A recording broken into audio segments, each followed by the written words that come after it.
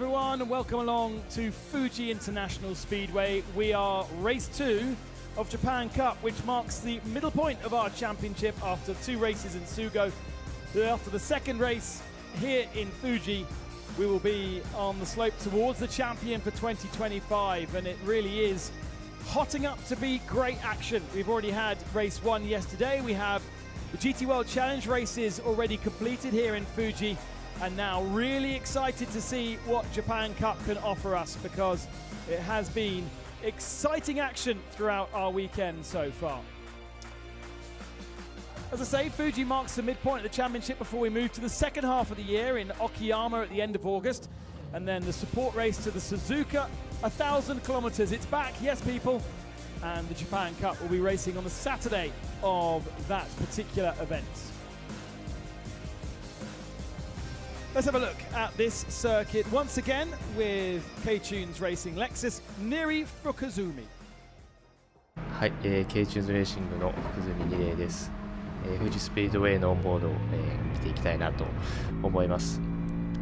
今ここ最終コーナーから立ち上がってきて、メインストレートなんですけども、ここのストレートがすごい長いせいで予選とかはブレーキ失敗しないかなとか、そういうのすごくドキドキしながら、ブレーキする感じです。この車だとだいたい 100m ちょい手前でブレーキを踏んで一足に落として、ここの出口がちゃんとうまく立ち上がらないと、ここのストレートスピードもロスしちゃうので、非常に出口も大事かなと思います。ここは、ハイスピードコーナーで、クリップがちょっと見えづらいんですけども、外側のトラックリミットがすごい気をつけないといけないですね。で、ここ 100R で、一番サーキットの中で速いコーナーかなと思います。で、ヘアピンがあって、ここの立ち上がりもすごく大事で、このストレートにストレートスピードがかなり響いちゃうので、予選とかはしっかりと立ち上がられるように意識しています。で、B コーナーブレーキなんですけども、ブレーキの時かなりここバンピーでリアロックがあったりするので、その辺はちょっと気をつけて走ってるかなと思います。ここも13コーナー入り口はすごい跳ねるので、飛び込みすぎるとすぐにリアが失っちゃったりして、かなりトリッキーなコーナーかなと思います。で、ここの13コーナーは、先が若干見えづらいのと出口すごいタイトなので、トラックリミットを気をつけないといけない一つのコーナーかなと思います。で、この最終コーナーも進入大回りして、しっかりと立ち上がり意識しないと、このストレートをすごい、ロスしちゃうので、かなり立ち上がり重視のことを意識しないといけないサーキットなのかなという印象があります。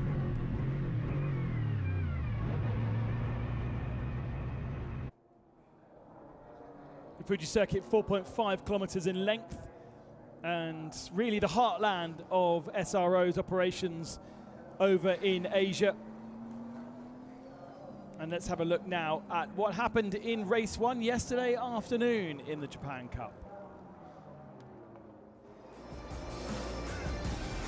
It was later in the day, and we had lights ablaze, and then a very aggressive start from Maezawa in the white and red striped Ferrari down the inside, which meant 4 wide at turn 1. And the lightest of collisions eliminated Max Racing with suspension damage, and Ponos Racing with a broken rear left wheel. 2 of our favourites for the race meant it was a slightly easier affair for those at the head of the field wanting to go flat out. But before they could, we had a safety car period for a burning Nissan, the art taste with JMS Racing. Mr. Maezawa then made this mistake, which put him out of contention and left Yokomiso with a lot of work to do in the second half of the race. Down the inside, a good first stint for Ayagai in the team Daishin with Nissan, but he faded in the second half of the race. Pit stops then for all of our contenders between 25 and 35 minutes, as per usual. In the lead of the race, Cornez Racing in their Ferrari. Suzuki handing over to Kawabata for the second half. Getting through traffic in Japan Cup is a big subject, because the couple of GT4 cars and even slower GT3 cars and it meant that 7-7 Racing, who had inherited the lead of the race, struggled to get through with the success ballast that had been given to the 296. But it was okay. They managed to hold on enough for Banksy and Watterari to take the victory just a couple of seconds ahead of that Corners Racing Ferrari.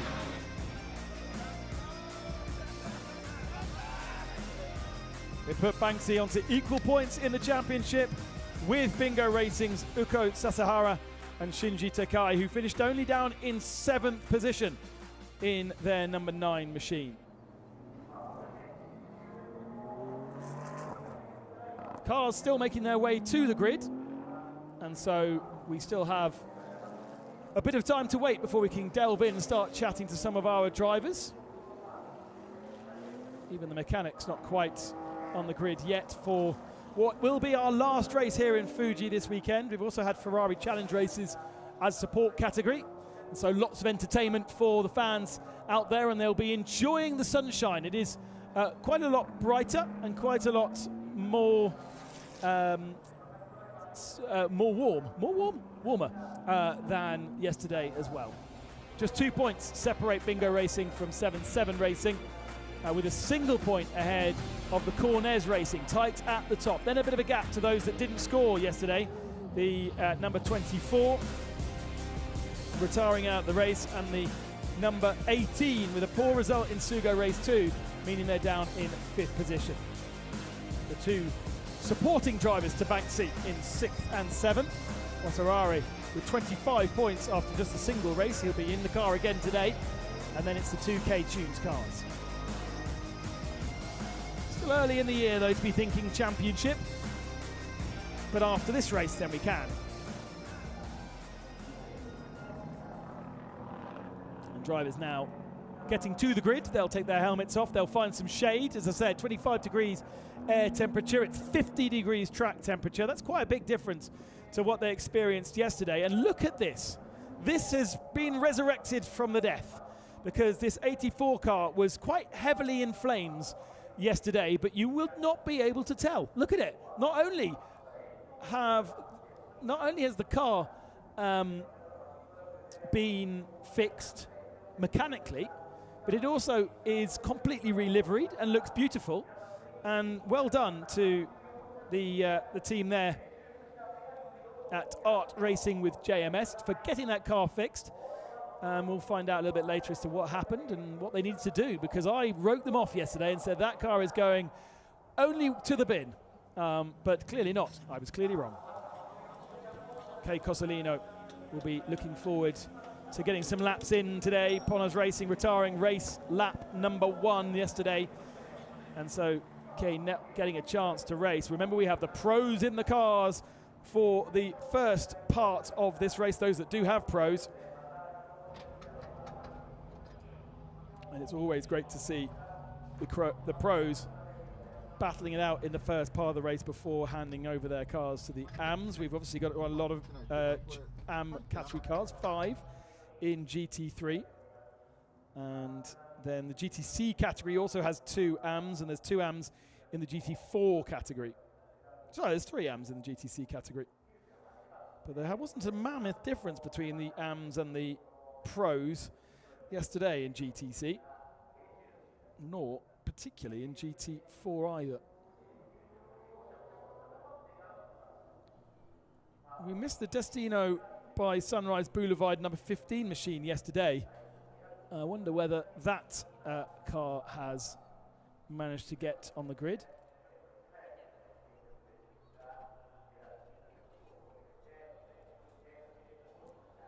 They were looking at Shintaro Kawabata.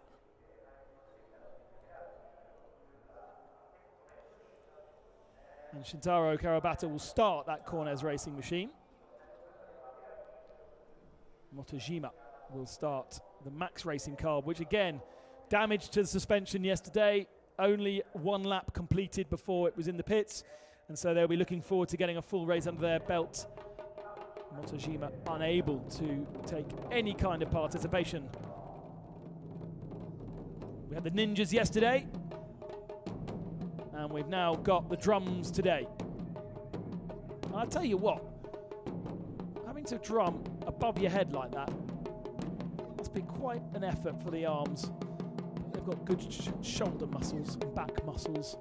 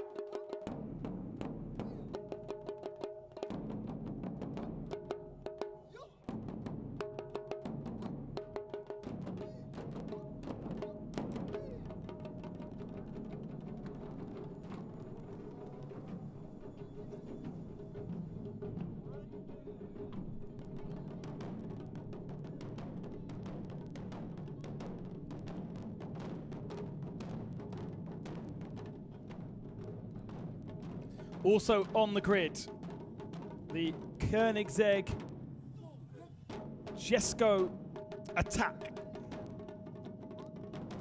Only 125 of those in the world, and amazing to see that here in the paddock. Thanks to MZ, thanks to Mr. Miyazawa. It is one of his collection of cars. There's a 1,600 horsepower produced by a 5-litre turbo. Twin turbo, of course, twin turbo V8.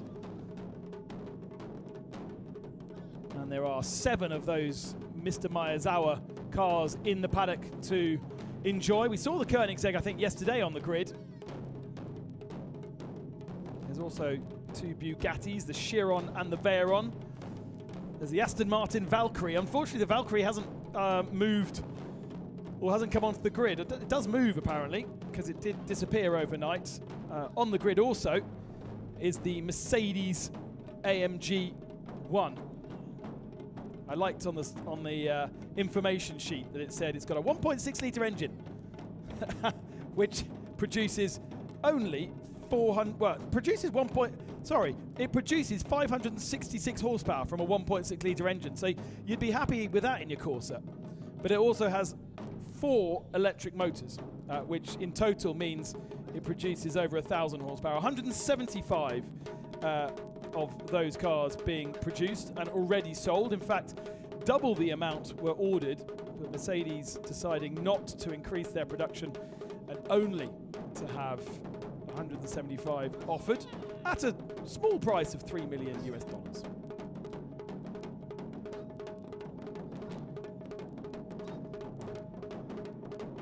These are the Tyco drums, if you're interested.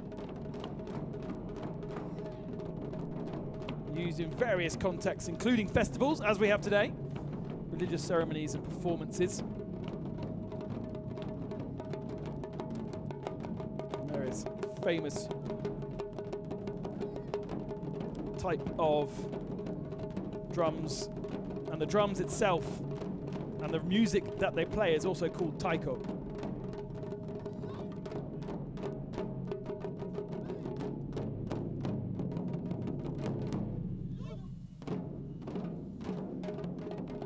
Whether the drum is small or large, it's a Taiko drum, although they do have more specific names.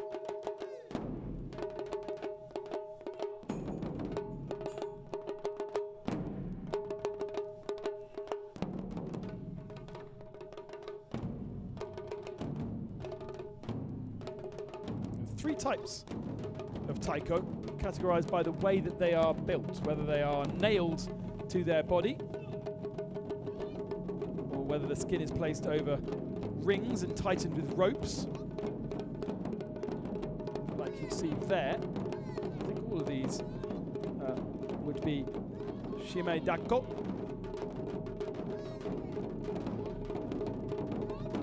The Tsunumi, actually the smaller ones are Tsunumi drums. I think there's one Tsunumi drum there which are characterized by the shape which they are designed.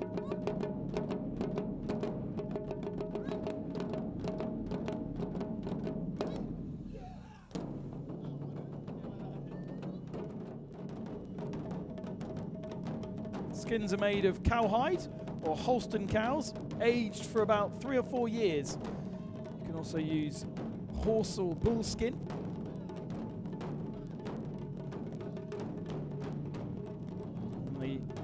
There are hydraulic jacks to tension those skins around the wooden shells.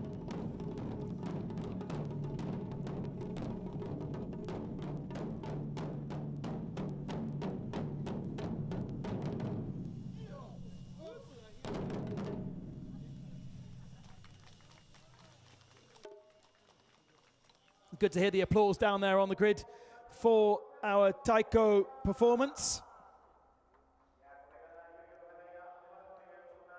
And we will have one of those mammoth drums on the Parc Ferme as well. Right, with that over, we can go down to Emily, who's on the grid, and find out who she's caught up with. さあそれではまずはポールポジションスタートの、ビンゴレーシングのお二方に今ちょうどいらっしゃいますのでお話聞いていこうかと思います。武井選手、昨日よりも非常に気温が高いんですけれども、昨日のペースがあれば間違いないんじゃないかと思ってますがいかがでしょう。そうですね、僕はちょっとペース足りなかったんで、今日はちょっとしっかり走りたいなと思ってます。はい、ありがとうございます。楽しみにしてます。一番ポーズ作ってくれてますね。頑張ってください。笹原選手にちょっとだけお話聞いてもよろしいですか。はい、ありがとうございます。では笹原右京選手、昨日のですね、デブリが原因でタイヤのパンクチャーがあったというちょっと残念な状況だったんですけれども、ペース自体は非常に良かったように思います。ご自身としてはいかがでしょう。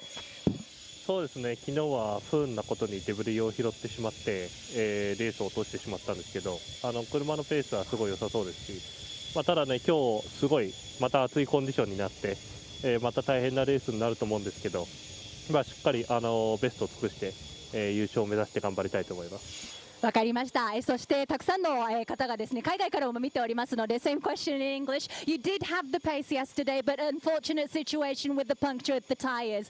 What was the situation and how confident are you today? Yeah, yesterday was a bit unfortunately with the tire puncture, but we had a strong pace on the car, and but also today it's quite different condition as a more hot temperature as well. So it will be a difficult race anyway, but we will try to try to get the victory. Best of luck to you. Thank you. ありがとうございました。以上です。Good to hear from the Bingo Racing guys. Yep, there was a couple of punctures yesterday. Slightly mysteriously, we were able to catch a few of the cars coming in, and hopefully we won't have the same again today. Whether it was bits of car lying on the track from earlier contacts or over curbs, it was a bit of a mystery, but certainly had an effect on our race result. And from the championship leaders there, we would hope that we will have a cleaner race. We don't like the unfortunate situations, although we did have quite a heavy incident in our GT World Challenge race. If you want some proper entertainment, once you've watched the Japan Cup race, go back and watch the second race of Fuji in GT World Challenge Asia, because that was quite spectacular. Let's go back down to Emily, who has found some more people to chat to. はい、続きましてマックスレーシングの監督飯田明監督にお話聞いていきたいと思うんですけれども、昨日のレース残念ながらリタイアという形だったんですけれども、左のリアどういったトラブルが起きてたんでしょうか。右のリアですね、他車と接触してで、折れてしまったんで、走行不能となりました。サスペンションが折れてしまったんですね。はい、そうです。修復作業かなりメーカーさんたち頑張ってたと思うんですけど、車問題なさそうですか？そうですね。特に問題なく朝もチェック走行できたんで、今日は安心してレースできると思います。僕らやっぱりね、しっかりレースして勝つのが目的なんで、一人一人ミスしないでしっかりレースしたいと思います。わかりました。素晴らしいパフォーマンス楽しみにしています。ありがとうございます。ありがとうございます。So I'll translate that in English once again. So yesterday, unfortunately, they did have a retire. The right rear suspension was completely broken, but thank you to the mechanics. They did a magnificent job to make the car feel good once again. They did have a try run today earlier in the morning, and they said the balance of the car is looking really good, and they're confident to race here. And their first priority is to race hard, so they'll want to show that really clearly here today. Back to you. 以上です。Yeah, the Max Racing suspension amazingly damaged by what wasn't massive contact down at turn 1, but a relatively easy fix for them to go back to racing, and very, very strong competitors yesterday and in qualifying, and indeed in Sugo as well. So we are expecting them to be at the sharp end if they can stay out of trouble. Motojima will be looking forward to not having to, we're looking forward to driving rather than missing out as he did yesterday. And just very, very unfortunate contact. There's a car that won our championship last year. We'll have Shinichi Takagi in the first stint, but he had an ABS issue yesterday, which meant that every time he touched the brakes, basically all 4 wheels just locked up. So he ended up with massive flat spots on the tyres and had to have a full tyre change to continue. It's not gone the way you would expect from 98 so far this year. Let's go back down to Emily. さあ続きましては本日12番グリッドからスタートする84号車なんですけれども、昨日はちょっと衝撃的な映像でした。マシンが燃えてしまっていたんですけれども、今マシンの修復具合とかいかがでしょうか？教えていただけますか？いや本当に1周目でちょっとショッキングな映像だったんですけれども、メカニックとチームスタッフが夜を徹してですね修復していただいて、完璧にマシン直ってますんで、今日は頑張って前目指したいと思います。具体的にどういったところへのダメージがあったのか教えていただけますか？少し燃料が、中で、リークしてしまってたんですけれども、今田選手が適切に初期消火していただいたんで、思ったよりもダメージが軽傷で済んだのは不幸中の幸いだったかなという感じです。昨日の悔しさもあると思います。そんな悔しさを晴らすような走り楽しみにしています。ありがとうございます。So I'll translate that in English. Yesterday, as all of the spectators has seen, the car was on fire. The reason was the tank, the cap of the tank was broken and the gas went on fire. But luckily, only some parts were just on fire, but the important ones inside were okay. Yes, the mechanics did an incredible job to fix it again, and they're happy to go and confident to race today. Back to you. Yeah, amazing story that effectively the rubber seal between the fuel cap and the fuel tank had broken away, which allowed some fuel to come out. Such was the heat, it meant that the fuel was on fire and the sort of paintwork around where the fuel tank was also on fire, but nothing else was, and it was just burning the fuel from the tank. The marshals obviously did enough of a good job to stop it from completely exploding the tank, and I imagine that because the fuel cap wasn't on properly, there was no sort of build-up of pressure inside the tank or anything to create an explosion. And so, I mean, the car looks as good as new. You would have no idea that it was smoking and on fire yesterday. Great work from ART, because not only have they fixed the car, but they've also made it look pretty again. And that is highly important. Team upgrade with ACR there, also with a pretty-looking car. Not actually realised close up just what that car looks like. Looks like a Tiger, doesn't it? A real mixture, an array of GT3 vehicles from 4 Nissans, both different homologations, but part 1 and part 2. We've got quite a few Ferraris. We've got a Lexus on the grid as well, a Mercedes, and a Porsche in GT3. Then we've got our GTC category cars, and the GTC category cars are from effectively the same car that runs in Porsche Carrera Cups. So the one make series, there's so many cars available now, There is an upgrade kit to make them endurance car, although actually I'm not sure you need to have the endurance spec for these 1 hour races. There's a 992 and a 991 type. 991 obviously being the elder type, and the 992s being newer, but there's not much difference in performance. Everyone will tell you that the newer one is better, and that's the idea obviously, but I don't think you're completely out of the game if you use a slightly older one. And then in our GT4 category, we have just the 2 types of GT4 car. There's something like 10 different GT4 cars, but we've just got 2 Supras and 2 Caymans in GT4. On pole in GT4 AM is the K-Tunes Racing Supra, with the Porsche Cayman in the GT4 Silver AM pole position. GTC AM is Hiro, in the NGR Porsche, and then all-wheel drive racing have the Pro Am. And they were very fast yesterday. They were right up there, even with some of the GT3 cars. Team Daishan with the pole in GT3 Am, and then Bingo Racing with the pole in Pro Am. And the pole overall, Ukyo Sasahara was as fast as we saw from some of our GT World Challenge drivers. A really, really good time in a line-up alongside Kei Cozzolino, with Kawabata and Motojima on row 2. Fukuzumi, our driver I, on 5th position, and Watarari, the winner yesterday, in 6th spot. And then you've got Takagi and Yokomiso on row 4. Kobayashi and Sakaguchi on row 5. Oyagi down on row 6. He'll struggle in this first part of the race. Hopefully there'll be some kind of a safety car to help him for the second. Shimizu in 6th, and then Ota and Tanaka on the 7th row. Then we go into our GTC cars with Jake Parsons, the only non-Japanese crew, and Hiro alongside. Tiger Wu and Okura on row 9. And then a driver with no car, because Karat barely got out on circuit during practice, starting 19th with Fujiwara 20th. And then our GT4 cars. Nonaka really strong yesterday for Toyota Gazoo Racing Indonesia. And at the tail of the field will be the team Machina. Did not qualify in the second of our qualifying sessions. Pulled off to the side of the circuit. And so that car, the number 1, will have a lot of work to do from the tail of the field. Don't forget, the race starts after the safety car comes across the line for the first time, but we do have 1 extra lap of safety car before we go racing. We normally lose about 4 minutes of race time by this second safety car.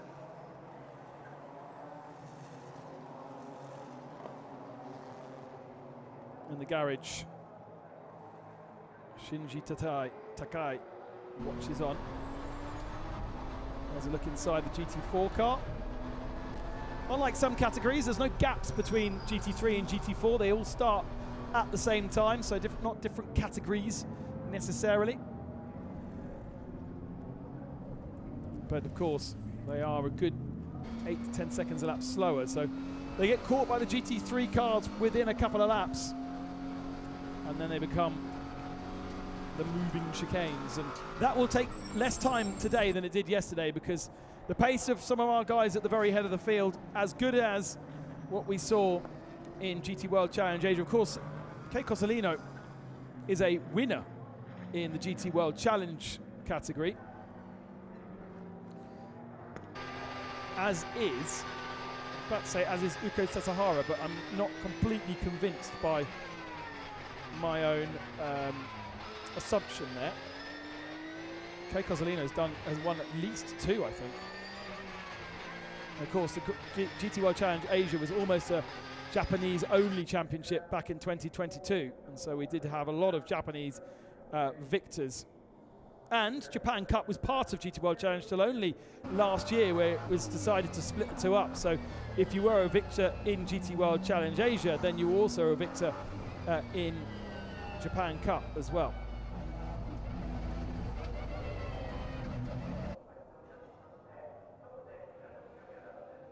Kei Cozzolino was the champion of Japan Cup, champion of GT World Challenge Asia back in 2022. And Yokomizo has also had 4 victories in the early years of GT World Challenge Asia. So that's a kind of performance that we've got from some of our drivers. Of course, many of them will also participate in Super GT, in the Super Taiku series. Some will also have seats in Super Formula. And a look inside Bingo Racing once again. Poor old Shinji Takai looking very lonely on his own. They do run a second car, that car, for Tiger Wu. But of course, Tiger Wu running on his own, so hasn't got a teammate to keep Shinji company in the garage there.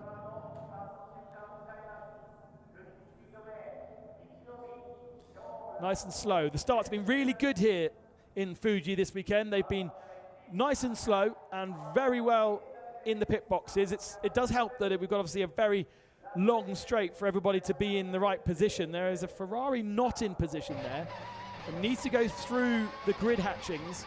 If he is to the left or the right of them, then race control don't like that. And is he going into the pits? Is that the K-Tunes Ferrari? Takagi? He is going into the pits. And so that's drama before the start of the race. He actually ends up ahead of them because he's allowed to accelerate into pit lane, but we already lose one before we go racing. Big spaces between the lot of them. Takagi goes into pit lane. And now we wait for the lights to turn and go racing here in Fuji. Here we go. Lights ablaze on almost all of the cars. And a very good start from row 2, having to be squeezed out of position. And not a particularly good start from Bingo Racing. And there was a little bit of kissing going on down towards turn 1 as the Bingo Racing Ferrari squeezes the Ponos Racing Ferrari and holds on to the lead. Max Racing up to 3rd position in their Mercedes. Has not been a good start from Cornes Racing, that then runs wide through turn 3, holds on to that 3rd position just, but around the outside comes the the Max Racing Mercedes, and then it's the Lexus in 5th spot, now with the 666-77 Racing Porsche trying to go around the outside of it. And not a particularly aggressive start from Yokomizo, who stays in 7th position in the Maezawa Ferrari. He knows his job though. He knows he needs to get this car to the midpoint of the race to be able to hand it over to his teammate. Nice and aggressive from the Gala Racing Nissan.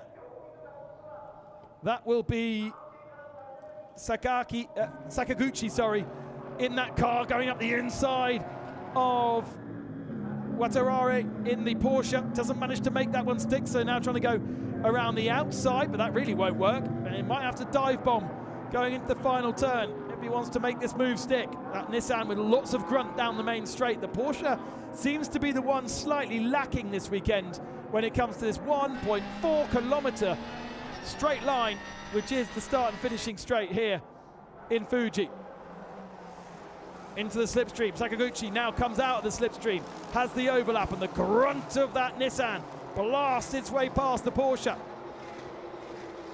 And that puts them up to 7th position, behind another Nissan moving itself forward. And that's Oyagi in the pink one as they still go side by side. This time the Porsche will have the inside line to turn 3. That works well for them. And Watarabe back up to 7th momentarily. But I'll tell you what, he's going to have a fight on his hands with that Porsche. There is no doubt.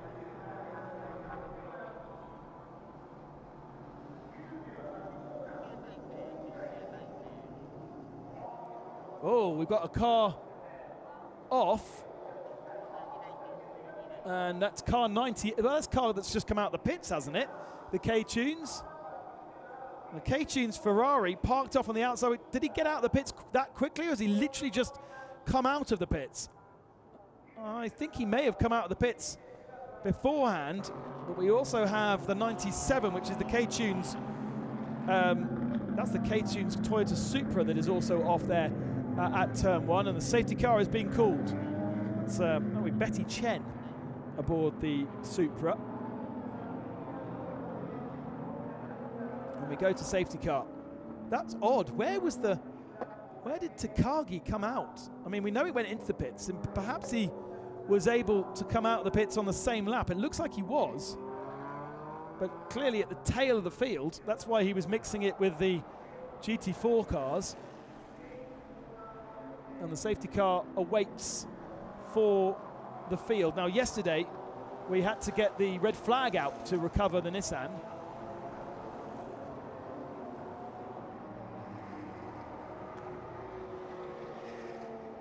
Hearing that the 98 car has a continued problem with the ABS on that car. That's why he came into pit lane. I'm not sure what they can do in pit lane about that ABS without kind of resetting a sensor or something like that. But both out of the K-Tune stable, both down at turn 1. There's a massive big gravel trap down at turn 1 because of, imagine a Formula 1 car, the speed that a Formula 1 car is doing at the end of that straight. And of course the renovations for this circuit were because Formula 1 was going to visit here. 1.4 kilometers straight, they'd have been doing 330 kilometers, and as we saw on our driver eye, you're braking down to first gear in a GT3 car. And so it's a big old stop, and therefore, as per regulations and as per back in 2007, 2008, where the FIA were at in terms of their safety homologation, everything was just massively safe. So runoff areas were far larger than they had been before they were prescribed to be. And then we saw more recently kind of a reversal of that. So if you still have Formula 1 on your calendar, for instance, the Spa circuit, they've reinstalled all the gravel traps and got rid of tarmac runoff areas because it's felt that that's safer. Even if you look at the Nürburgring, where the track is lined with barriers right beside the racetrack. Yes, it's not a Grade 1 Formula 1 circuit, but it's deemed relatively safe to have the Armco barrier just there, like you would have on a motorway.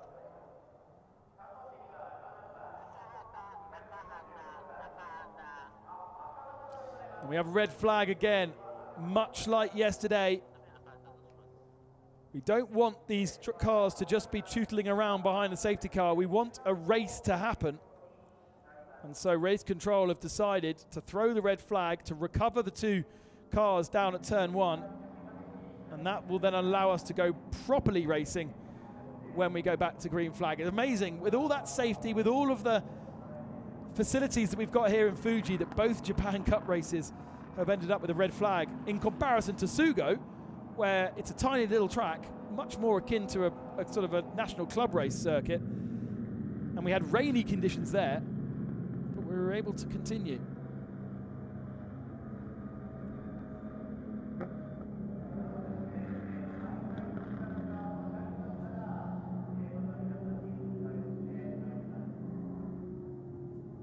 A few changes further back down the order. Bit of a loser in lap 1 was the 82 car, which was the Zenko Sunrise Boulevard machine. That dropped to the tail of the GT4 field. Also Okura in the GTC Pro-Am 83 machine dropped to the tail of GTC. And we are going to send the cars to pit lane.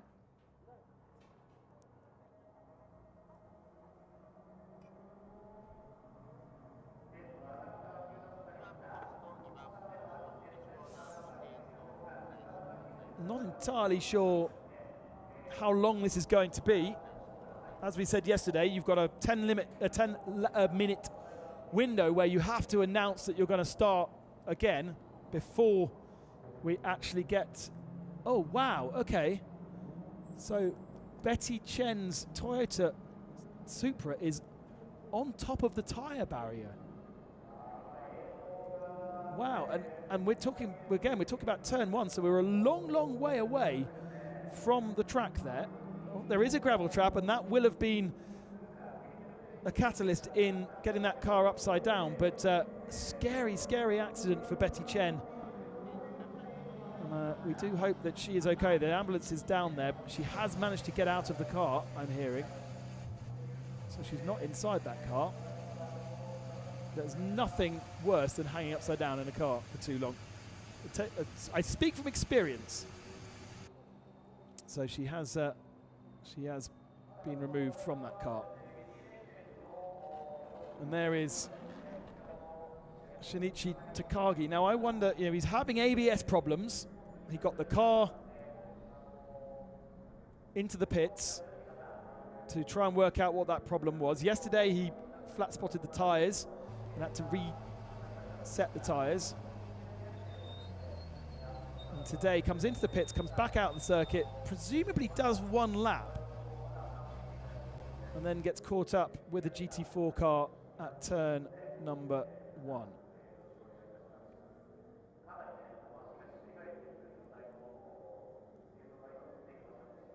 Obviously awaiting news on Betty's condition before we do anything more. And it's going to be a challenge to remove that Supra from the tyre barrier. We don't have cranes as such around the circuit as you would do in Formula One.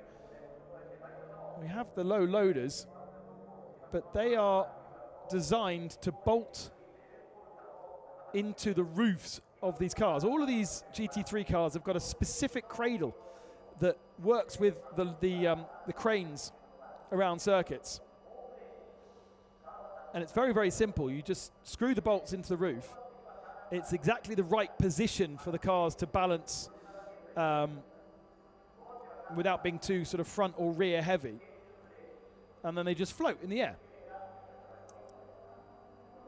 But if you can't bolt into the roof, which you won't be able to with that Supra, I'm not quite sure what you do.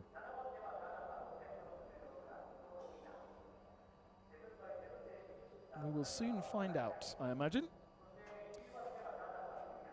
Down at K-Tunes, concerned faces, no doubt. No point being on the radio now. Both drivers out of their cars, so they can't talk to the team. Still have one car in the race, the Lexus.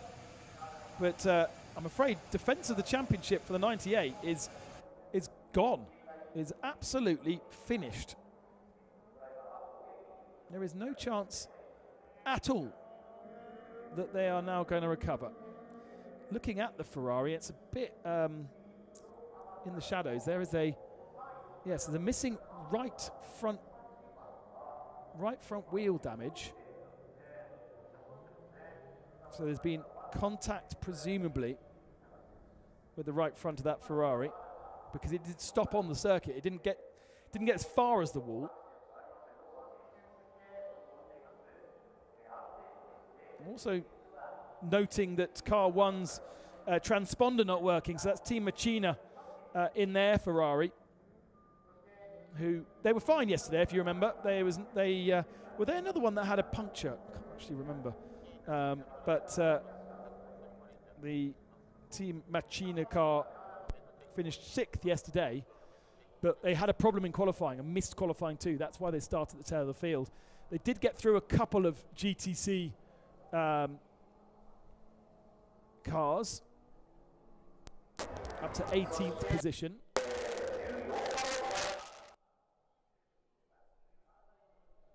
And now all of the cars are lining up down there in pit lane, but don't forget they're not. Drivers are not allowed, mechanics not allowed to get to touch the cars whilst we are under red flag conditions. Let's see exactly what's going on. There is a mechanic touching that car though. Oh, they will be trying to fix the transponder, much like we saw in GT World Challenge Asia. So drivers jumping out the cars. We've got at least a 20-minute delay to work out how to remove that Toyota from the barrier. And some description going on down there. That is Betty's teammate, Yoshi Nagai.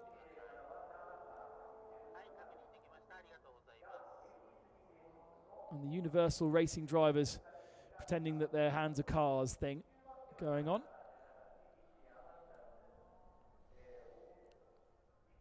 Obviously a misunderstanding down at turn 1 because there's no reason for a GT4 car to be fighting a GT3.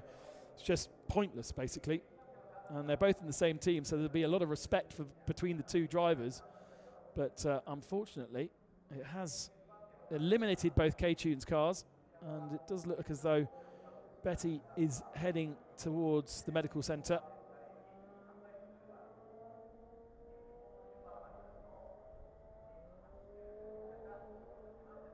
And light front right damage. What they do need to do there in that Ferrari is work out what's going on with their ABS, because that's obviously been a real problem for them this weekend. Compromising completely race 1. Maybe even a problem in round 1. Don't know, actually.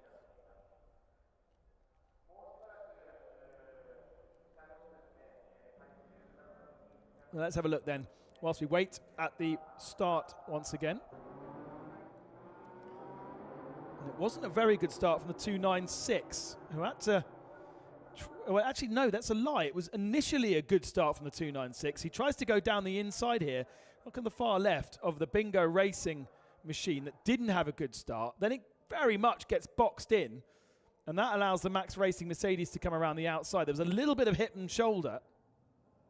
Yeah, looking at the back of shot, that Ferrari does come out the pits now, so didn't lose too much time. Right on board here with the 45.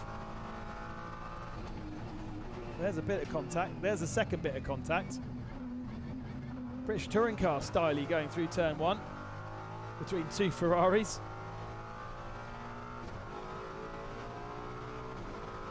Now further back in the Team Maezawa car. As I said, Yokomizu was definitely quite calm in the first couple of laps. He looks to go around the outside of the 7-7 Racing Porsche, decides against it. There's lots of scrapping going on ahead. And again, slightly early on the brakes. And this was the battle for the lead with the 45 of Kei Cozzolino and Ukyo Sasahara being pretty aggressive with each other on the first couple of corners.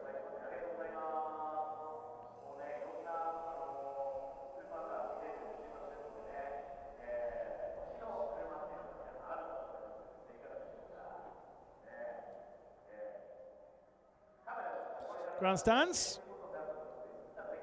filling with fans, umbrellas coming out for the drivers. They are allowed out their cars. No movement yet down at turn 1 on that recovery of the Toyota.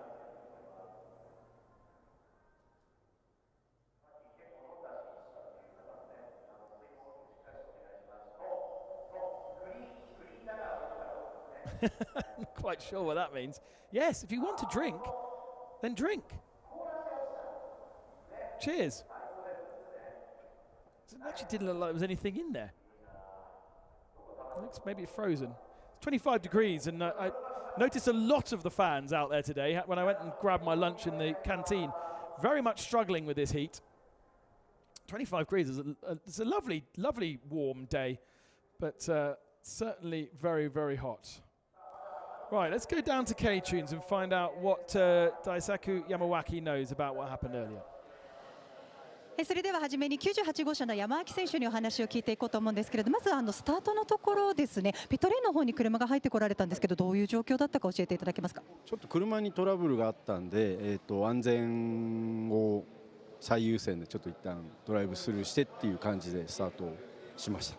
なるほど、ここまでちょっと不運な状態が続いてしまっているんですけれども、先ほどのアクシデント、まずは相方のドライバーは大丈夫そうでしょうか。そうですね、高木さんは多分車降りてるんで大丈夫だとは思うんですけど、ちょっと詳しいことは僕もまだわからないんで、ベティちゃんの方もどうなってるかっていうのはわかんないんで、はい、ちょっとなんとも言えないんですけど。わかりました。この後のそうですね、展開ちょっとみんなに見守りましょう。はい、96を応援します。はい、ありがとうございます。So I'll translate that in English. Well, the beginning, they did start from the pit lane. There was some issues from yesterday around the electric system, and they decided they would start the car from the pit lane for safety. And the situation with car number 97, he doesn't have a lot of information still yet. The driver is okay. They have talked to them on the radio, but still, they would be looking forward for some updates with Betty. Okay, thank you. Okay, so actually they didn't come into the pits to fix the car, to make it better. They simply came into the pits to remove themselves from the pack into turn one. And that's very sensible. So basically they didn't want to be outbraking themselves into turn one.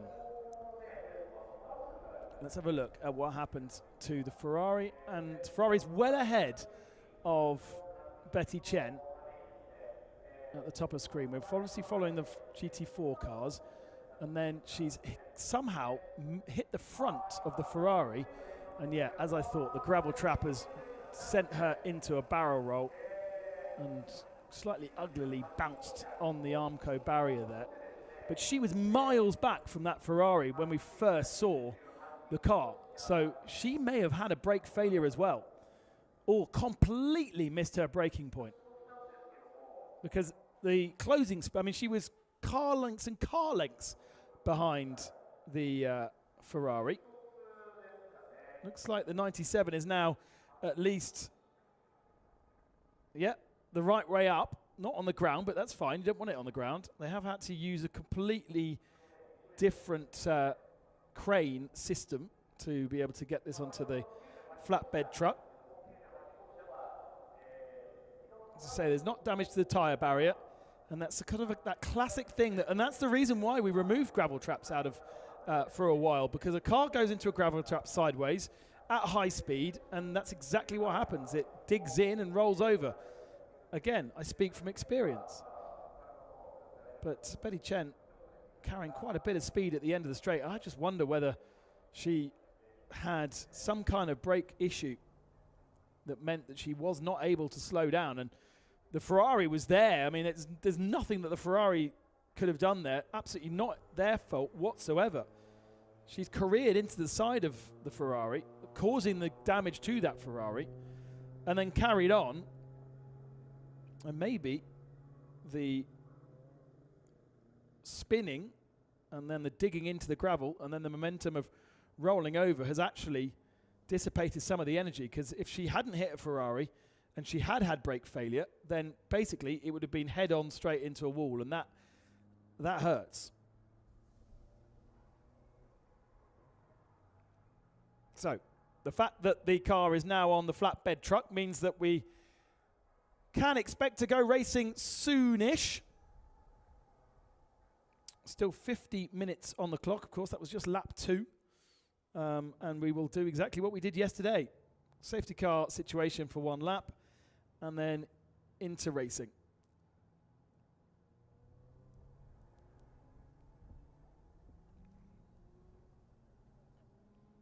There's the Gala Racing Nissan, which was impressive on that first lap, wasn't it, with Sakaguchi? He was one of the movers and shakers. He shares that car with Gala.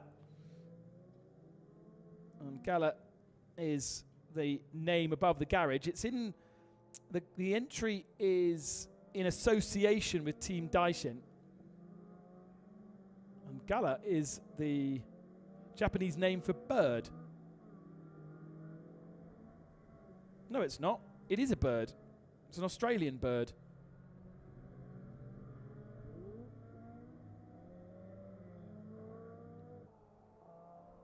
It's a type of parrot.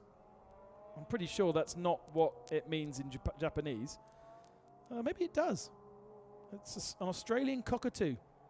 I'm pretty sure that she's not called Gala in real life. I'm pretty sure that that is a nickname, much like we have with Banksy and Hiro. But that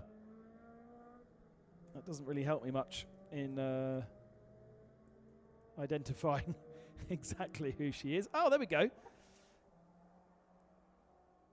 Real name, Natsu Sakaguchi. Oh, sorry, no, that's the other driver. That's the driver in the car right now. He won the 24 Hours of Fuji in 2024. Right, here's a replay of the start once again.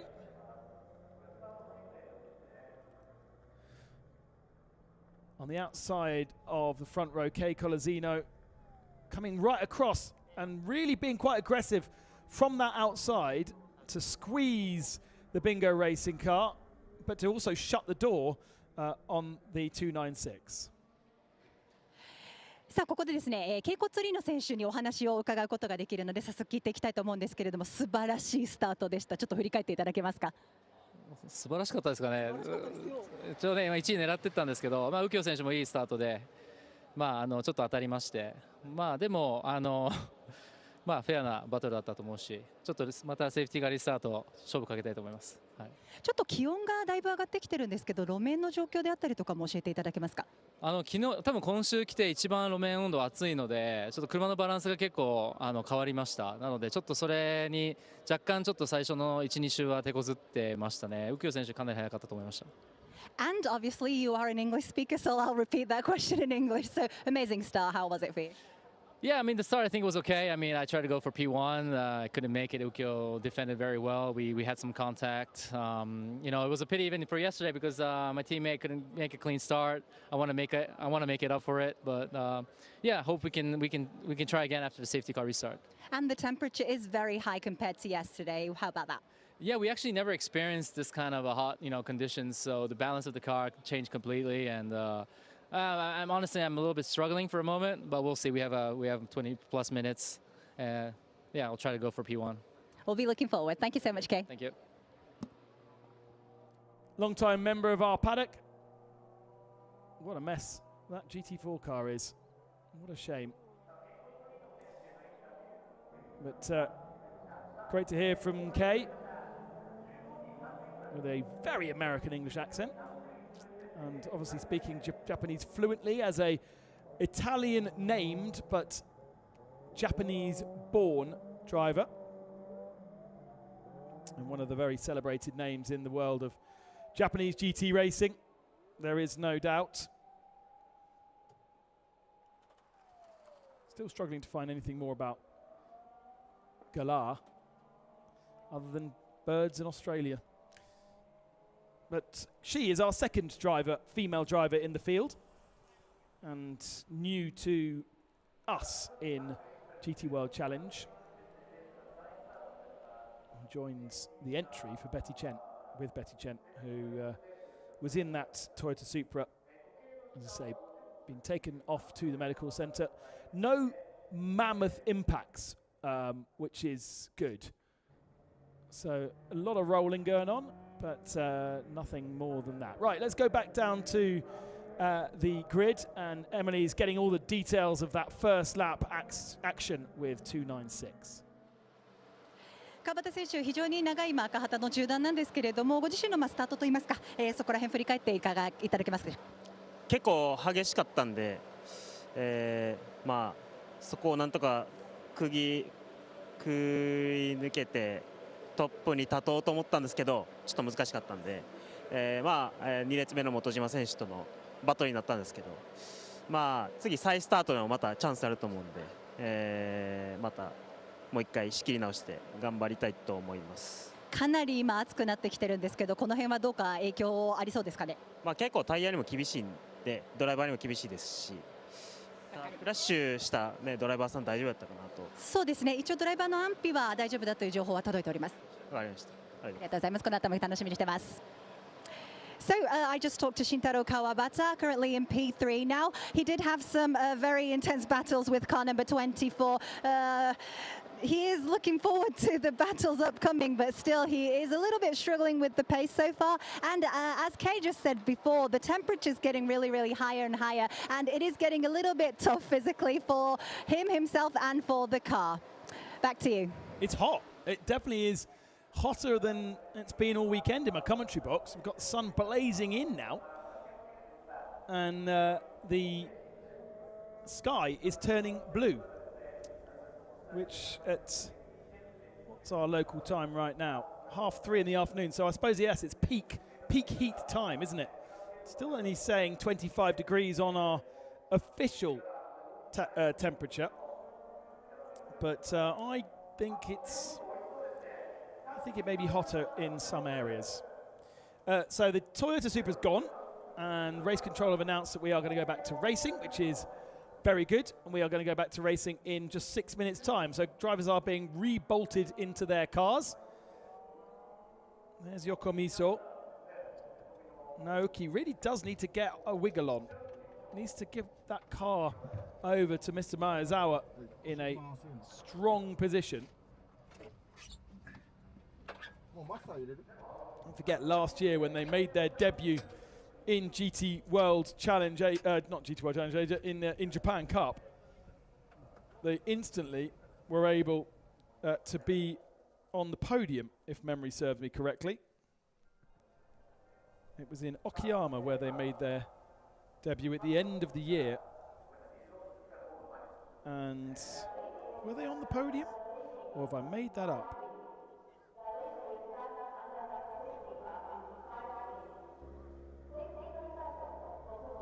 They were non-championship. Yes, they were. They were ineligible for points, weren't they? But they were on the podium in second position in the second race. So it's totally possible to do. But riding on board with Yokomizo on that first lap, he didn't look like he was being particularly aggressive to try and get past anyone.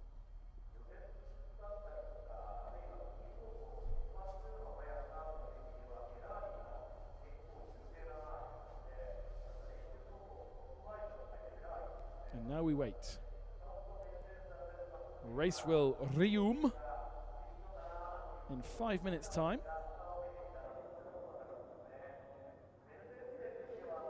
Did you know that our pit reporter Emily is not actually officially called Emily? That spelling mistake just reminded me that she's actually got a different name, but I'm not going to tell you. It's a secret. There was a discussion on spelling mistakes in our production office this morning.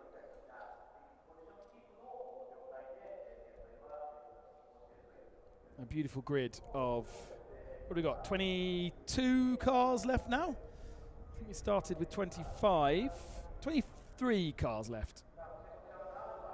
That number one machine did make a bit of progress and should also now have its transponder fixed. Now, they did fix the transponder maybe under parc fermé conditions. Right, this is why we're under red flag then. Look at the back of shot. They disappear out of screen, but there's the Ferrari and the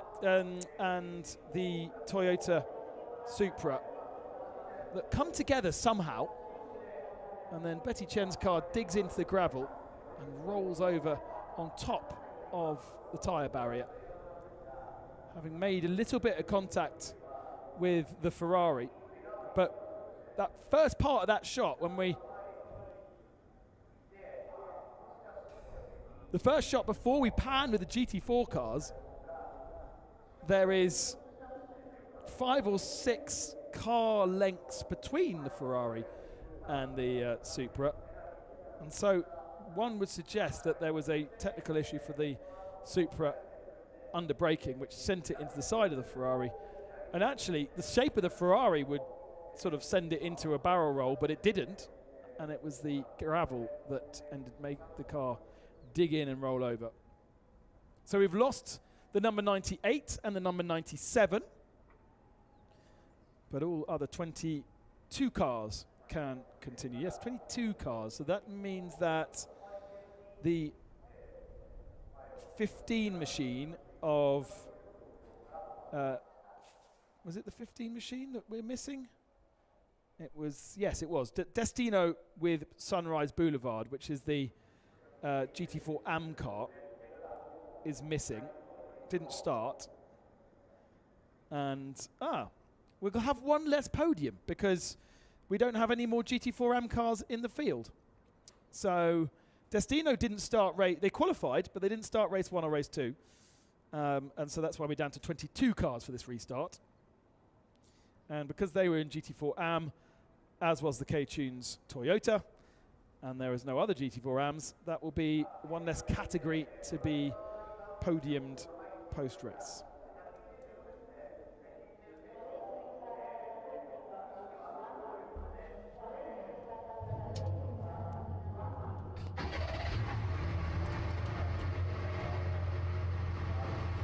Back on board.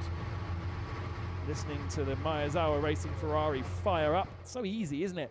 Gone are the days where it was a bit of a faff to get race cars fired up. Thanks for the need for these cars to be gentleman driver friendly. Starter motors and all this kind of stuff. Even in, actually, do you know what? I don't know, but I'm going to say, even in Formula One, they don't need to stick that big long stick up the rear end of the up the rear end of the Formula One cars any longer to get them up, to get them started. Gone, because that used to be the case where the starter motor would not be inside the Formula One car, and you'd have to stick it through the gearbox and then fire up the car using a battery and starter motor on the outside of the car. And then once you stalled the Formula One car, you never restart it. But now there is batteries on the car for the kinetic energy recovery systems.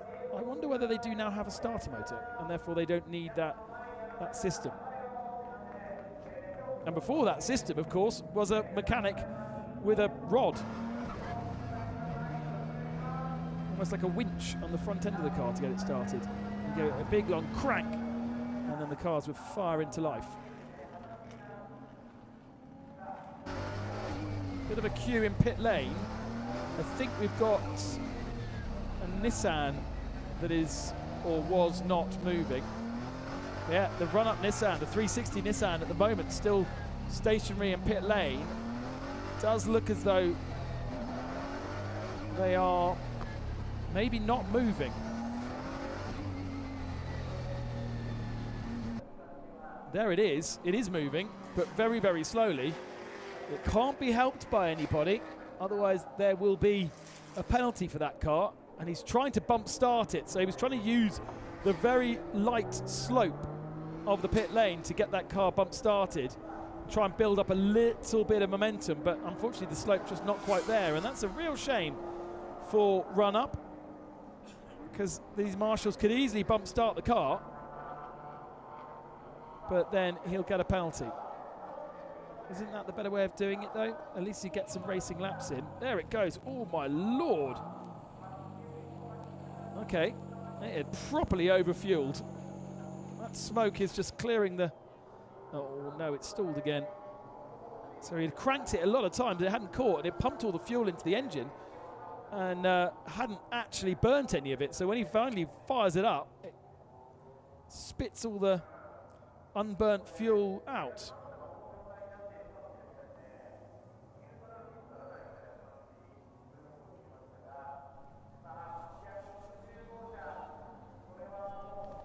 I think they're not going to try and attempt that again. They've already had outside assistance anyway. But if they wanted some laps, at least they could come out and then get a penalty for the outside assistance. I don't know if how strong the penalty would be, though. It may be that it would be some kind of, it would be a really strong penalty.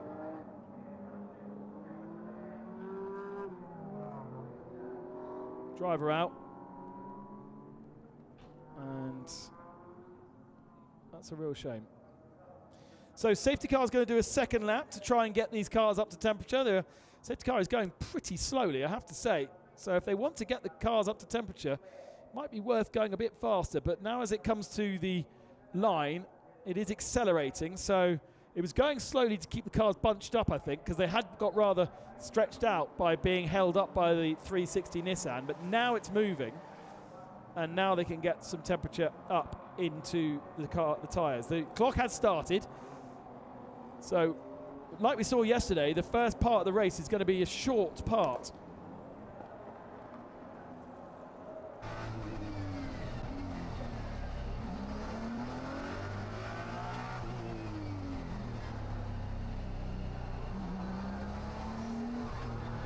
So a couple of different things that the drivers are doing to try and get some temperature into the cars. As you can hear there, on and off the brakes. That heats up the temperature in the discs. And that temperature in the disc then radiates into the wheel and then into the tyre.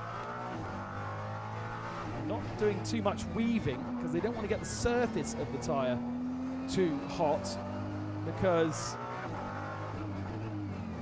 if you overheat the surface without heating up the interior of it, then that's where you can lead to ripping and blistering. So you try and get the temperature equal on surface and from the inside at the same time. And they're obviously very concerned also about this Trent 48 track temperature. Right, let's go back down to Emily, who's going to have a quick chat with the 360 car that stopped. 残念ながら今ガレージに中に入れていかれたんですけれども、マシンの状況とか教えていただけますでしょうか。クラッチが切れなくて、もう全然どうもできなかった。それってピットレーンに止まってたタイミングでも結構車メカニックが修復作業しているように見受けられたんですけれども、走り始めからも結構感じてたものなんですか。もうグリッドに最初並んだ時にクラッチが壊れて、でなんとかね SC のあれはスタートはできたんだけど、ここではちょっと。わかりました。お疲れ様でした。ありがとうございます。So once again I will translate that. The crutch wasn't working properly. It was like that from the beginning when he just started the race, but yeah, and when he was trying to restart it, it didn't go well again. Back to you. Okay, so he did have a clutch problem as well as the starter motor problem. That's a bit of a disaster then, because then you really can't bump start the car, can you? So that's one more car out of the race. And we are going back to racing, and it's been a pretty aggressive start from Sasahara in the number 9, early on the power and catching Cozzolino a little bit out, certainly catching Kawabata in 3rd position out. There's big gaps between our top 3. Watch for Motojima in that Mercedes in orange, because that is probably the closest battle coming into turn 1 for 3rd position. First 2 are away. Few more scraps further back with looks like Watawari defending from Sakaguchi. Yokomizo is up ahead of them. Must have happened. I didn't notice that they were ahead of the Porsche because we were watching them fighting. Yokomizo now putting Fukuzumi under pressure in the Lexus as the battle for GTC rages on at the back of the field. Tiger Wu alongside Hiro, trying to go around the outside of him. It's for 2nd in GTC, and it's having to go the long way. Shirasaka also there in the number 94, and obviously trying to get through all this is the number 1 Team Machina GT3 cars. We've got 4 GTC cars which are pesky because they are faster in certain parts of the circuit, and they are able to be equal to GT3 cars, but it's in the corners where they're more tricky, and that's why that number 1 Ferrari hasn't just blasted past them.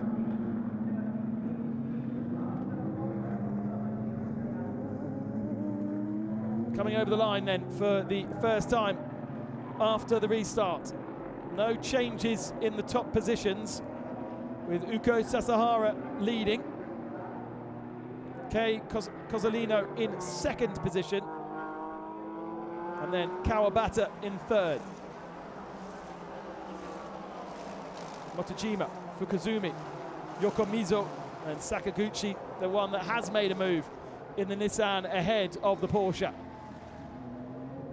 That white and pink Nissan through shot now. Great battle though in GTC though. Tiger Wu defending still from Hiro, who was with us last year. And that Ferrari is making no inroads whatsoever. Okay, it's an AM with Hiro Suzuki driving the machine, but really struggling to clear the GTC cars. That's why I love putting GTC cars out in a field of mixed racing, because they are annoyingly fast along the straights, not so good in the corners, but against the GT3 car, they actually on a straight line can be faster. Good move there this time from Suzuki to go down the inside of the 94. And these two will not be too concerned by the Ferrari. Look at the pace though of the 94. Finds a little bit of an overlap. Now you need to be careful there, because you do that and you're suddenly opening the door to your competitor behind, which you care more about. You care about the 83 behind, the Gamma 83 Racing, because that's your competitor. You don't really care about the GTC car. Here, look, down the inside and scares Tiger Wu off the apex. Lovely move there, and Wu's made a bit of an error. That should allow the Ferrari to clear past it, but not down the main straight it won't. Top speed is higher in GTC than GT3. Gonna be a lovely slipstream for that number one, but this is really tough stuff, because lap time globally, he can be going 2 or 3 seconds a lap faster in that number one Ferrari. But just look at the gap that is created by the GTCs. Goodbye. Thank you for watching. And now the Ferrari's going to have to do it all again around the more tricky parts of the circuit. The GT4 cars at the head of shot are having a bit of a battle as well. Lots of entertainment to watch out for. Yes, of course, in GT World Challenge Asia, you have the different categories of drivers, but here we've got the different categories of cars as well. And that creates even more entertainment for you to watch and for us to try and cover. Here are the GT4s. At the moment, it is Nonaka who leads. And actually, there is the 17 there is a delayed GTC car. So that really should be clearing off. But Nonaka goes back up the inside of him. But that 17 machine, GT is closer to GT3 performance than it is to GT4, and it's about to be mugged by both of them. Just the two GT4 cars left, of course. Team Toyota Gazoo Racing Indonesia and the Zenko Sunrise Boulevard. But there's so much more speed in the 17. Draws alongside, but he's just not quite fast enough in the corners.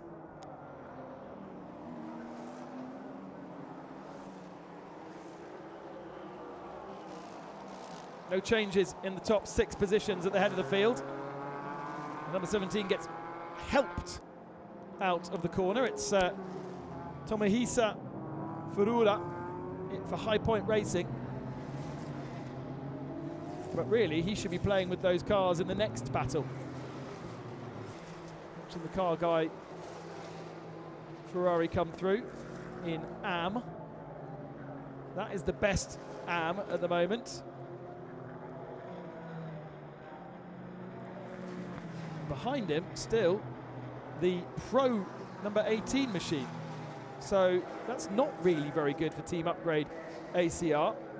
Takeshi Kobayashi should have easily cleared the Team Daishan Nissan, but I imagine that the Nissan is just grunty, as we've seen all weekend in both GT World Challenge Asia and in Japan Cup. The Ferrari will be particularly good through the chicane. Not quite the overlap to make the move here. But it might be pointless anyway, because you're going to make the move and compromise yourself around this last sector of the lap where the Nissan will be weak. And then on the straight, goodbye, thanks for playing.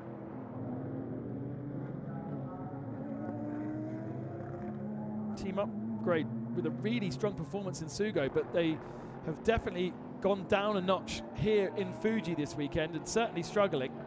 Akita was very strong as an AM driver, and look, much better out of that final turn than Ferrari. Gets into the slipstream, disappears behind the Nissan, but just have a listen to this as it comes past the camera. That is what grunt sounds like.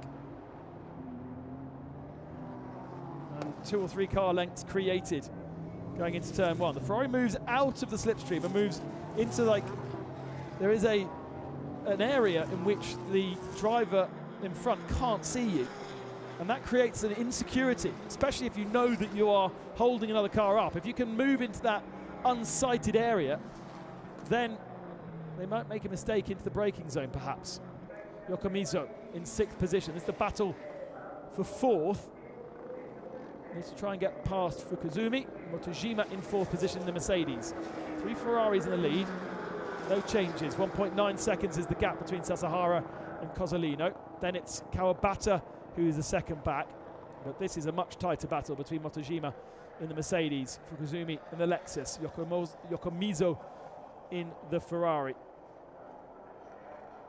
As I said, needs to hand over that 555 Ferrari in a strong position for his AM driver, Maezawa.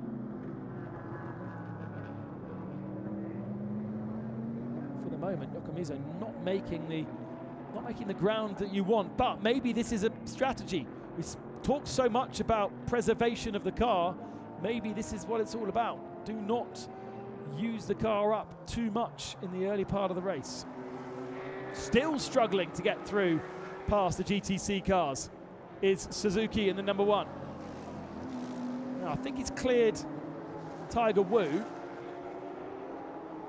but still not finding a way past Hiro. He can do that, that's great, but then just watch.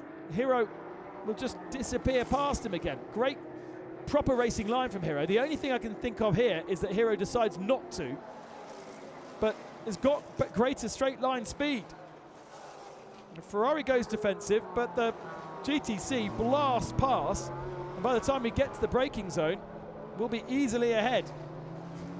Pit lane window open, so those with AMs can change over to your other AM. We won't see the Pro-Am cars coming for a bit. But this one, for instance, Hiro on his own, he can come in at any time if he wants. And I just don't know what the Ferrari can do about this. It's just so frustrating. You almost somehow need to compromise the momentum of that number 16 car. Be really aggressive with your overtake so that it can't then benefit from the straight line speed that it has. That's all I can think of doing. Because all the way through these sinuous turns where the GTC car, the Cup car, is on its edge, the Ferrari is super comfortable.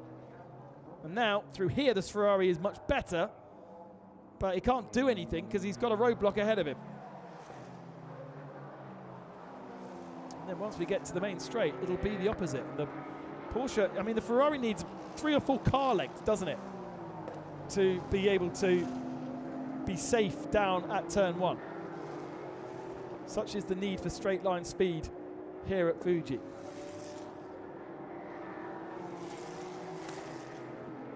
Ferrari is an AM. Oh, no, I was about to say coming into the pits and going to get blocked by the Porsche. Oh, the Porsche doesn't know whether it's coming in the pits or not, but chooses to come in. Now, Hiro can come in any time, as I said.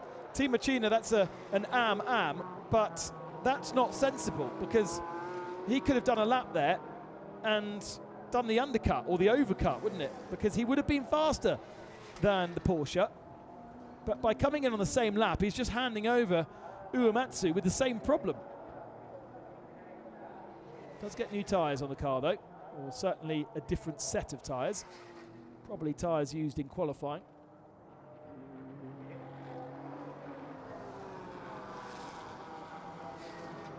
There are the 3 Ferraris at the head of the field. Sasahara, Cozzolino, Kawabata. 3 pro drivers, with Sasahara handing over to Takai, Cozzolino handing over to Sujiko, and Kawabata will hand over to Suzuki.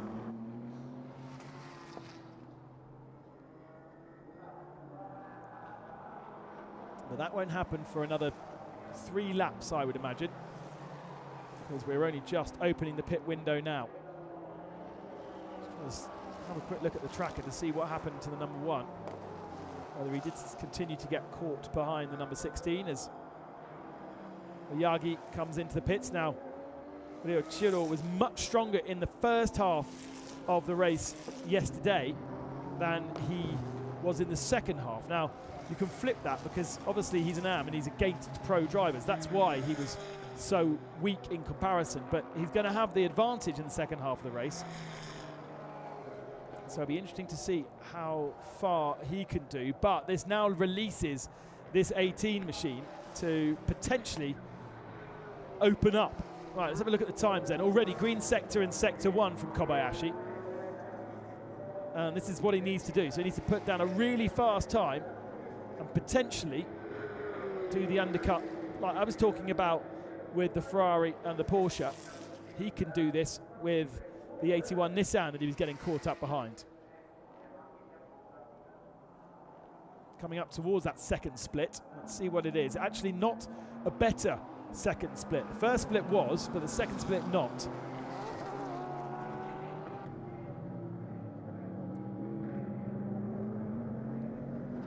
Sakaguchi here, potentially also holding up our race 1 victors. Watarary's not made any ground whatsoever, and probably for exactly the same reason. That Porsche particularly weak down the straight here this weekend, thanks to the balance of performance, because it's so good in corners. The idea is that complete lap time is exactly the same, but when it comes to racing and you have to overtake people, that does sort of change the story a little bit. And I can tell you that the number 1 has come out behind the number 16. In fact, it's lost time to the number 16. So more work for Uematsu to do. Tiger Woo's in the pits from 3rd position in GTC. He's got lots of teddy bears all along the roofline of that car, signifying the victories that he's taken. As the number 27, who leads in GTC, has now made its stop. So Jake Parsons handing over to Jesse Swinimer. Thank you for Emily for getting that pronunciation right rather than me not. And this really has been a story of how the Nissans have held on to their position thanks to their straight line speed. And now it's been a frustration for this number 66, for instance, to try and get past.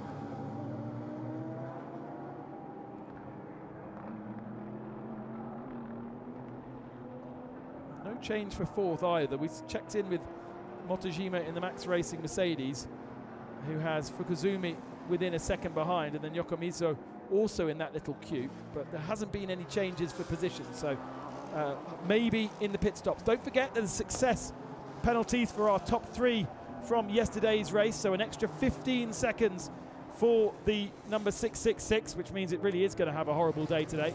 10 seconds for the 296. That will drop it behind Yokomizo, actually.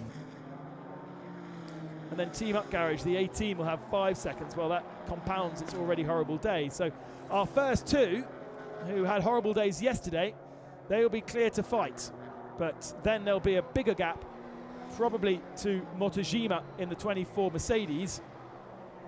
The 96 Lexus will move up a position, and Kawabata will drop behind the 2 of them, probably in front of Yokomizo though.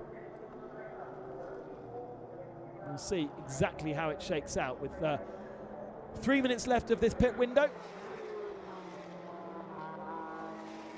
And everyone being rather well behaved. There is that up garage Ferrari, still struggling, or now struggling, with a Nissan. Sasahara for Bingo's Racing. Comes down the main straight, no sign of it coming to the pits this time. Still got 2.5 minutes remaining, so it can come in one more lap later, but the Cornez Racing Ferrari decides to come in now. Whoa! Wow, that was nearly a mammoth accident for Kawabata. He nearly lost the rear end, just attacking the pit lane entry a little bit too much. That would have been incredibly scary inside the cockpit. Pulls into pit lane. He's going to hand over that car to Akihiro Suzuki. Suzuki with a T. And Up Garage come in as well.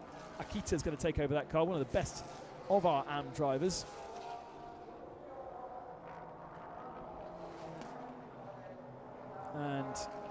Hang on, did he get his... Oh, that's the 18 going slowly. What's going on there? Has he missed his pit box, or is he at the other end of pit lane? It looked as though he sort of went for a pit box that wasn't there. No, he's coming all the way through the pits. He hasn't stopped. It's not a drive-through penalty, I don't think. Let me quickly look on race control. No, it's not a drive-through penalty. He's only got a minute to get round to the pit lane. He is absolutely made a big boo-boo. Because not only has he missed his pit box, he's now got to do another lap, and by the time he comes into the pits again, the pit window will have shut, which means he'll get a penalty for that. So he's penalised himself, and he's going to get a penalty for missing the pit window. I'm lost. I'm lost as to how that's possible. Because, fine, in qualifying and practice, when you've only done it a couple of times, no worries, but to do it at race 2? Maybe the team weren't ready for him. Meanwhile, out of the pits very gingerly comes the 296 of Suzuki, as our leader now is in. Ukyo Sasahara jumps out and will hand over to Shinji Takai.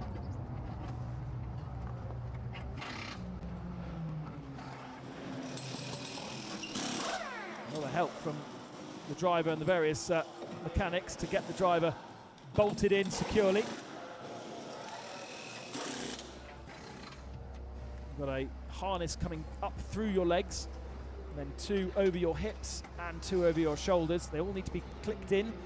They normally are loosened first to allow it to be easy to strap the driver in, especially when Sasahara, who is an elite racing athlete, jumps out of the car. The straps need to be wider for his gentleman driver. And now into the pits comes the 18, outside a pit window. And oh, that's why we didn't know, because he's pitting behind the garage. Into the pits, but outside a pit window. And there's going to be huge disappointment down there. That is a fatal error.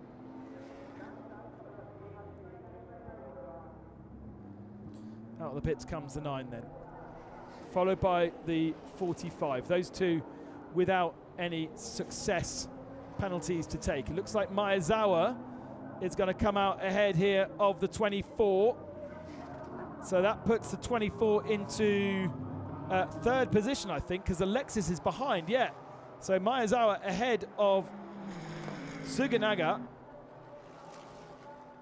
and into 3rd position. Max Racing there of Uchida in 4th, and Suenaga in 5th position. Suzuki in a 296 with that success penalty further back. And even further back is the 666, now getting past, or trying to get past the 81, but the 81 is just so strong. And so Oyagi now showing what he can do up against all the AMs on his own. And I think he'll be driving away from Banksy, chasing down Suzuki in 6th. Suzuki, the big loser out of all of those pit stoppers, but it's what you would expect after their success yesterday. 10 seconds extra in the pits, and that puts you down into 6th position from, it would be, 2nd, 3rd spot. If you look at the gaps now, 9 seconds between Takai and Suzuki at the head of the field. Then you have, well, actually, the timing screen there says Uchida ahead of Maezawa. So has that already happened out of our vision? I think it may well have done. Look at the top of shot. That is Uchida in the Mercedes defending on the left-hand side. Is there a Ferrari behind there? Yes, there is. Is that Ferrari going to go down the inside and try and get back into 3rd position? Yes, it is. Is there an overlap? Not really. Whoa, that could have been messy, but they played it well, the two of them. Good drive off the corner from the Ferrari, though. They might have an opportunity to look down the inside at turn 3. It's not an easy place to overtake, and decides against it. Now, I wonder whether Maezawa made a little error there, and that's how Uchida got through, because it does look like Maezawa is the faster of the two of them. Properly giving Uchida some hassle. Uchida having to sort of be middle of the road, and now is that traffic up ahead as well? It is a GTC car. And that's not what they want, because they're going to be hard to pass as well. Looks like the 94 does get out of the way. Don't go 3 wide through there, please. Oh, and Maezawa's not really being seen. No, that's not worked out for the Ferrari at all. It was too far to the right-hand side, and so wasn't seen by the Porsche. Now is seen by the Porsche, which lets him through, but that's really compromised them. And look who's there already. Suzuki in the 296. Already crawling all over the tail of Maezawa. He's lost touch with the Mercedes ahead, and he could be losing another position here. Just caught that Porsche in the wrong moment. I think the Porsche was aware of the Mercedes of Uchida, but he wasn't aware that Maezawa was even further to the right-hand side. The Lexus losing touch, as we come to expect in the second part of this race, unfortunately. Yagi will be catching them soon. There's a big old gap, and here comes a 296 then. Here comes Suzuki, has a look down the inside. Maezawa late on the brakes, he's out-braked himself and opened the door super wide, almost like it's French windows. Oh, what happened there? Almost understeered off the circuit, did the 296 of Suzuki. Not the cleanest of finishes to an overtake, but the 296 goes up into 4th position. Maezawa down to 5th.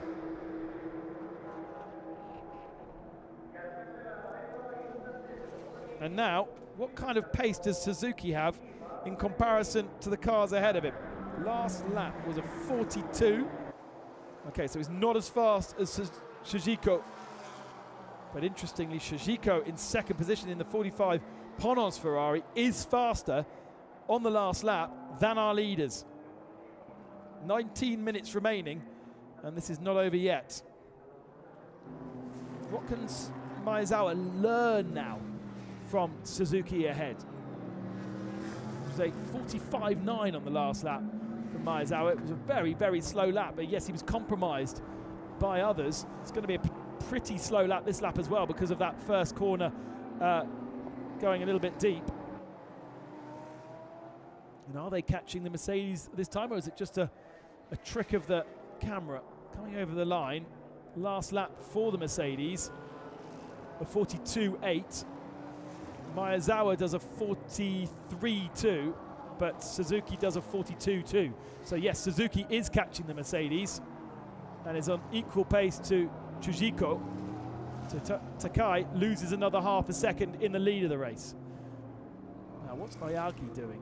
41.9. Wow. So for Ayagi, this is the car that is the fastest car on circuit right now. Obviously, with the experience of not sharing the car with anybody else. Down the inside with lots of flashing lights goes Bouncy, but that is putting a lap on that 94 GTC car. Leading in GTC is Hiro.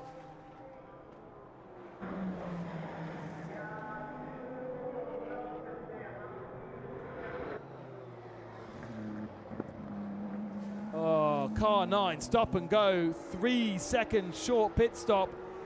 No. Well, if there was any hope of a repeat of their winning success in Sugo, that has been undone by Bingo. I just don't get it. Every single race that I commentate on in SRO land, whether it be GT4 European Trophy, whether it be the GT Asia Series, there is always teams that are unable to get their pit stop within the window that's needed. Very simple. Well, it's not very, clearly it's not very simple because people get it wrong, but from the time the car enters the pit lane to the time the car exits the pit lane is a prescribed amount of time. You can work out how long it takes for a car to come from the entrance to the pit lane to your pit box. You can work out from the pit box to the pit exit, and therefore you know how long to keep the car stationary for.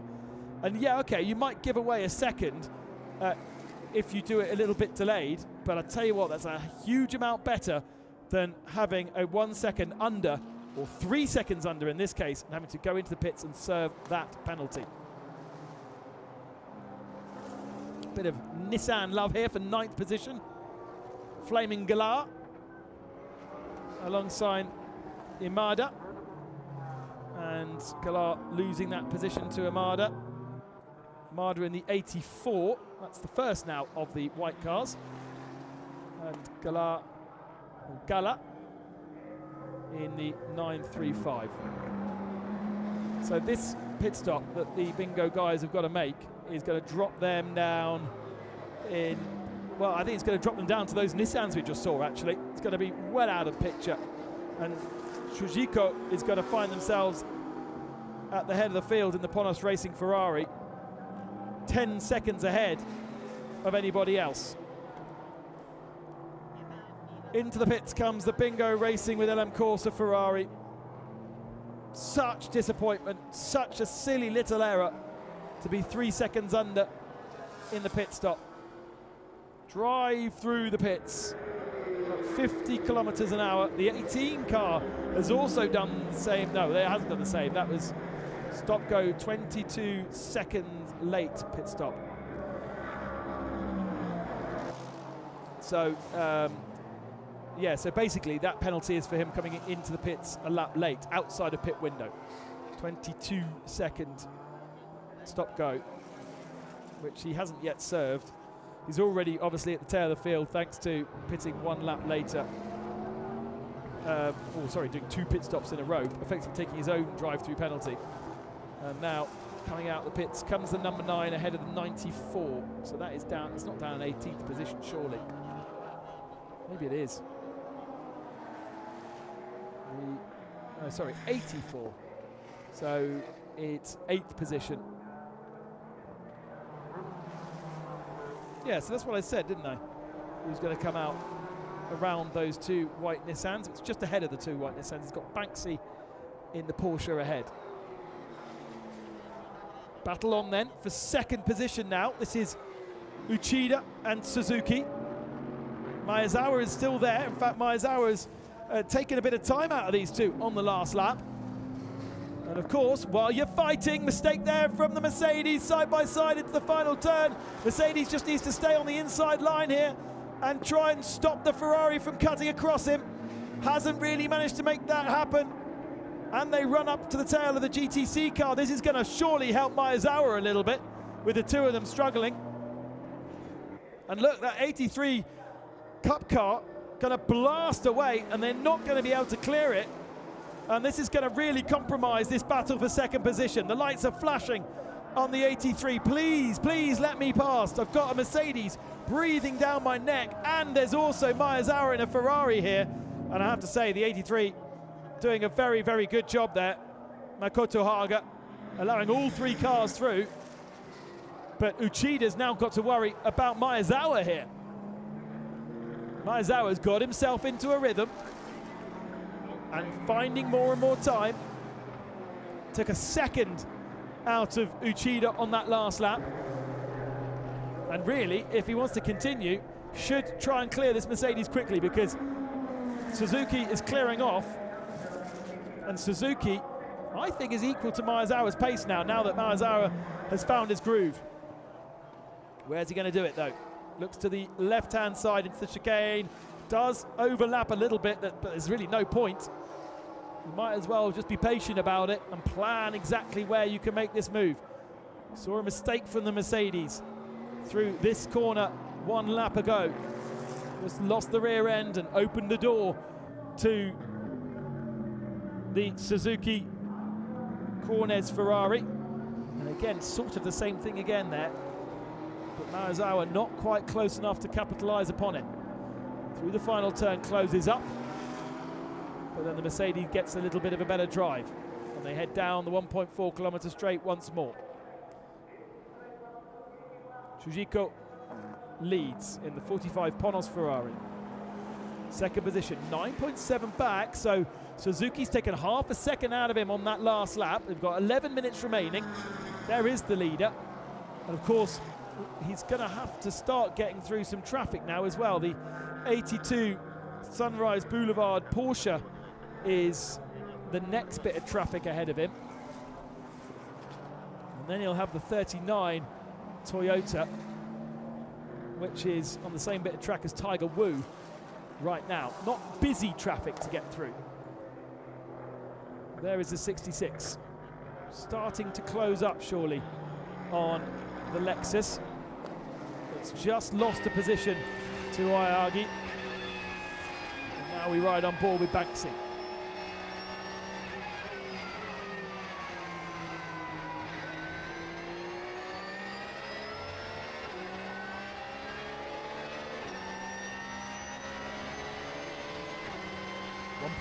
.6 seconds faster. 1.8 seconds on the last lap. Banksy closing in on Suenaga. Just ahead. Looks like Oyagi's having to get past some slower traffic. I think he's done by the looks of things. Yeah, it's that Gammon 83 Porsche of Makoto Haga. Looks to the inside there, but no doing.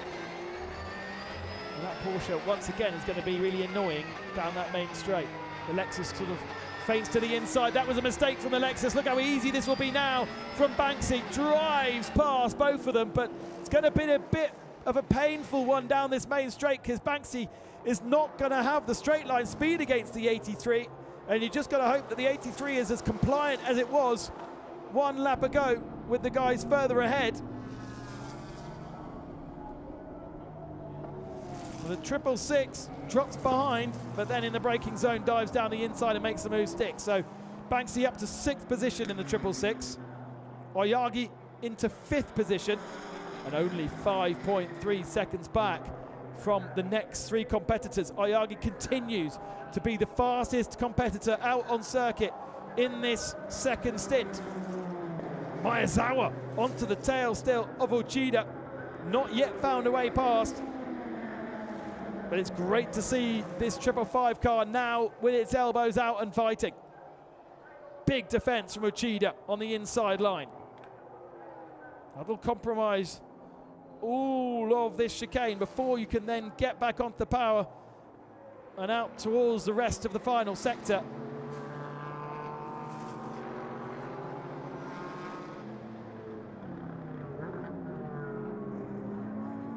Oh, another mistake from the 24.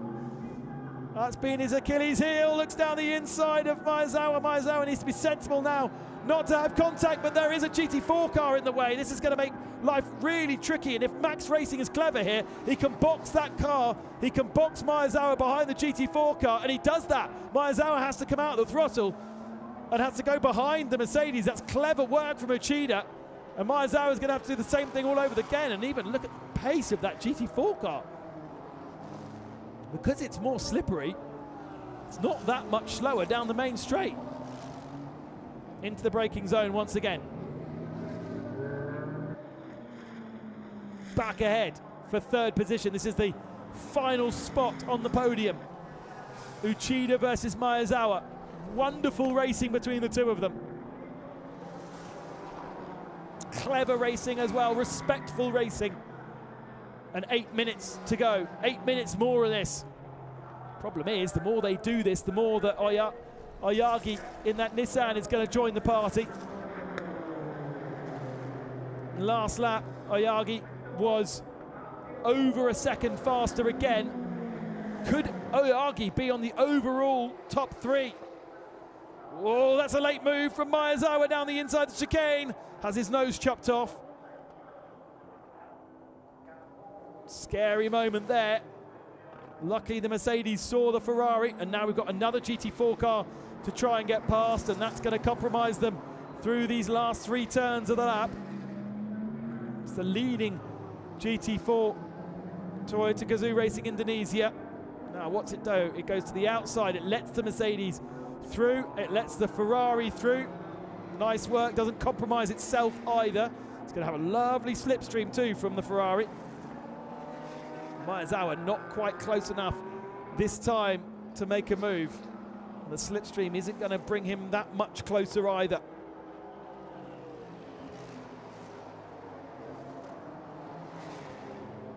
Suzuki continues to take time out of Shujiko for first position. That's not a move at all. That's just wasting time from Maezawa. Yes, move away from the mirrors of the car in front to put him off, but you don't want to stay there because that'll just compromise your exit, and look how much time he's now lost by doing so. There is Sujiko, our leader, but last lap of 43.0, plays a 42.2 from Suzuki, so I don't know if he's going to have enough time to catch him, but Suzuki is there and closing. 2/10 in sector 1, 7/10 in sector 2.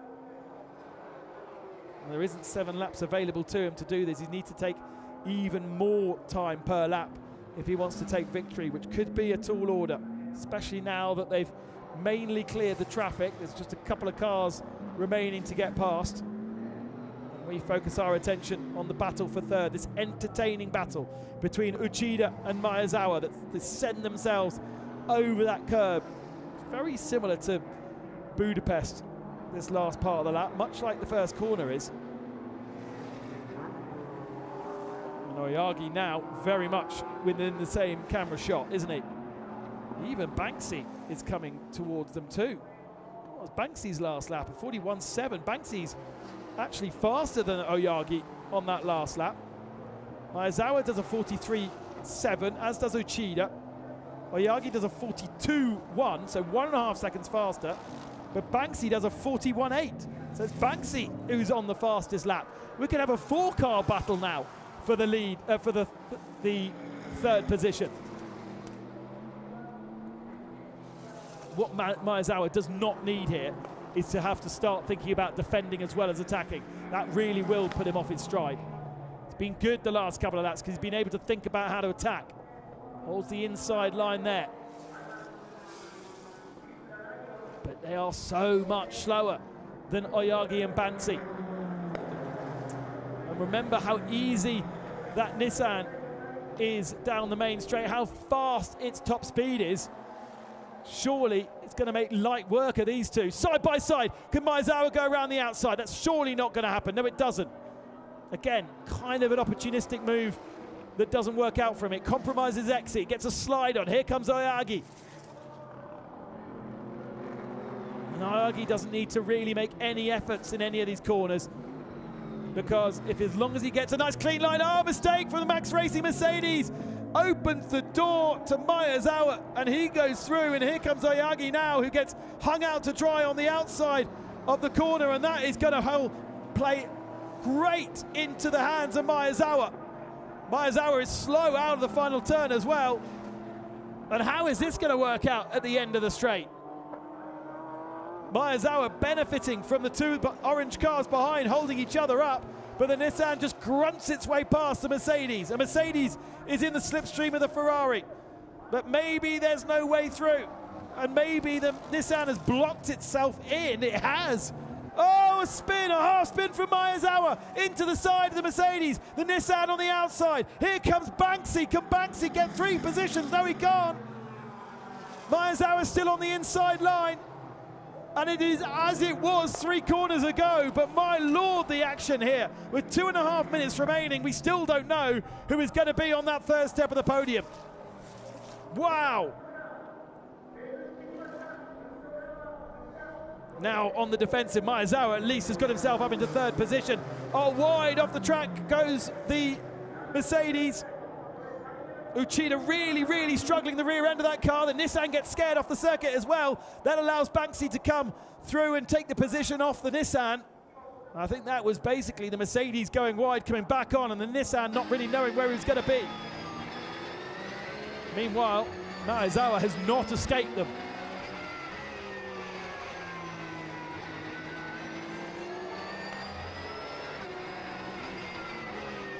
This is the Achilles heel for that Mercedes, and his rears have completely destroyed themselves.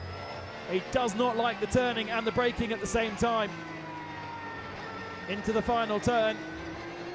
Surely Oyagi is going to make light work And that's, of course, Yagi's the 4th car in the queue. We were on board with Banksy in the Porsche. We know the Porsche's not that strong. Emotions running high down in the garages. Is this going to be a podium for Maezawa? Here comes Banksy down the inside of Uchida. Good move, but a little bit too deep. That brings Uchida back down the inside. They're side by side. What entertainment between these drivers. Banksy's going to have the inside line to the next turn, but he's being forced super tight through that turn. And watch now for the Nissan. Nissan's surely going to nick one of these positions, although Uchida does a good job of forcing that Nissan wide. Where is he? He's miles out. All of this fighting is playing into the hands of Maezawa. And Maezawa, I think, is going to be safe. We've got 45 seconds on the clock. And I think this is the last lap. It's going to be close, isn't it? We'll be careful not to miss the checkered flag. The leader's in the final 2 corners. In fact, we might get one more lap out of this. But Oyagi, it's just, the cards have not fallen for him. By far the fastest of these 4. Closes up on him, but the overtaking just wasn't there. Here's the 45. Right, is this the last lap? Look at the clock. 10 seconds to get to the line. I'm not sure whether this is the last lap or not. To the line. 4, 3, 2, 1. Is the flag falling? No, it's not. This now is the last lap. We've still got one more lap to go. It was very, very close. And where's the 2.96? 1.2 seconds back. My lord, we've got a battle for the lead of the race.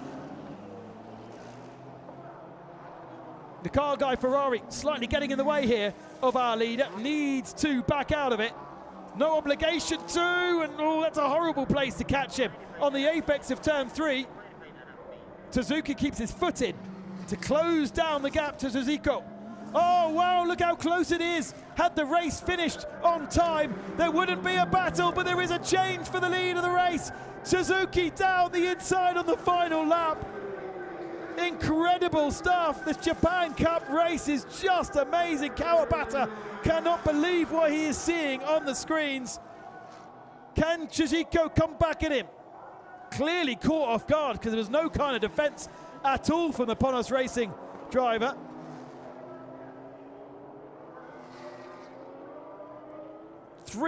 Two third positions, a second position, and now it looks as though it's going to be a victory for Cornes Racing, for Akihiro Suzuki, who has just driven perfectly in this second half of the race. And the man in the square on the left-hand side, Shintaro Kawabata.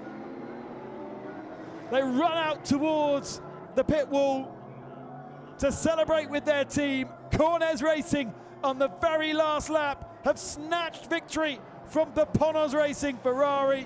What entertainment we have been treated to this afternoon. And an incredibly popular third position as well, because Mr. Maezawa has done it. Just ahead of Banksy by the end. It was pretty close between them. Uchida in 5th, and Oyagi, I imagine, will be disappointed in 6th position, but the traffic just did not fall for him. And there is no doubt that Kei Cozzolino does not want a camera in his face right now. He'll be on the radio coaching his driver around that whole last stint. Wow, there is a lot of emotion down there. They are super happy with that.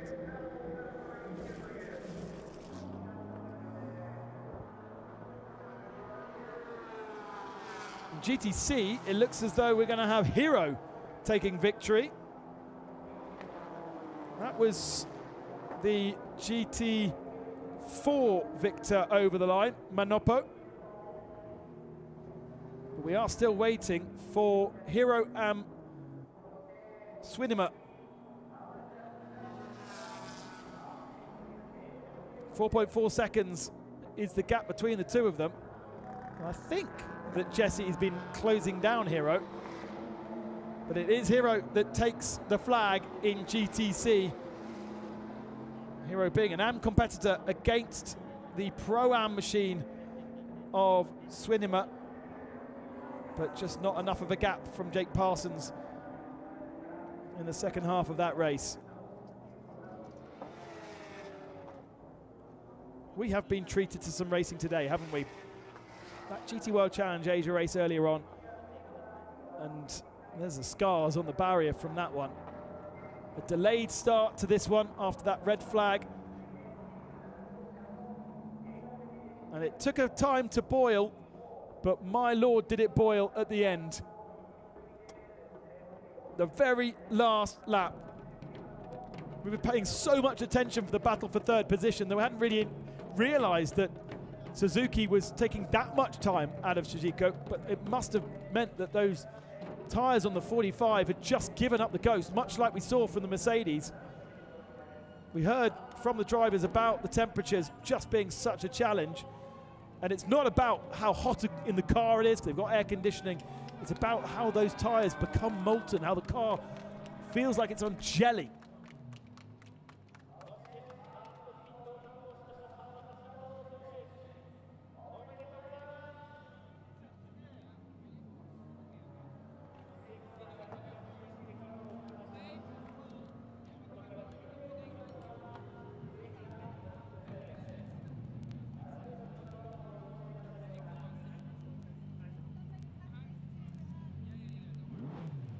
So much emotion down there in Parc Fermé, so much celebration.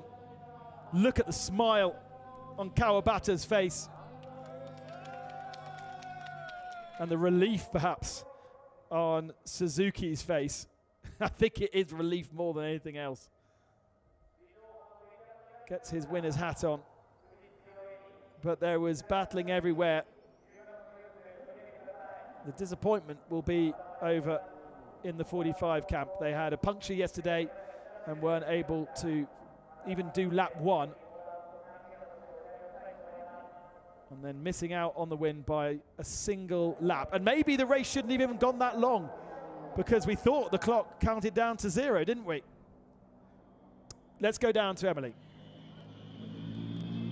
なんてファイナルラップだったんでしょうか。ものすごく興奮しました。都築選手、ファイナルラップ担当しましたけれども、改めましておめでとうございます。ありがとうございます。いかがですか。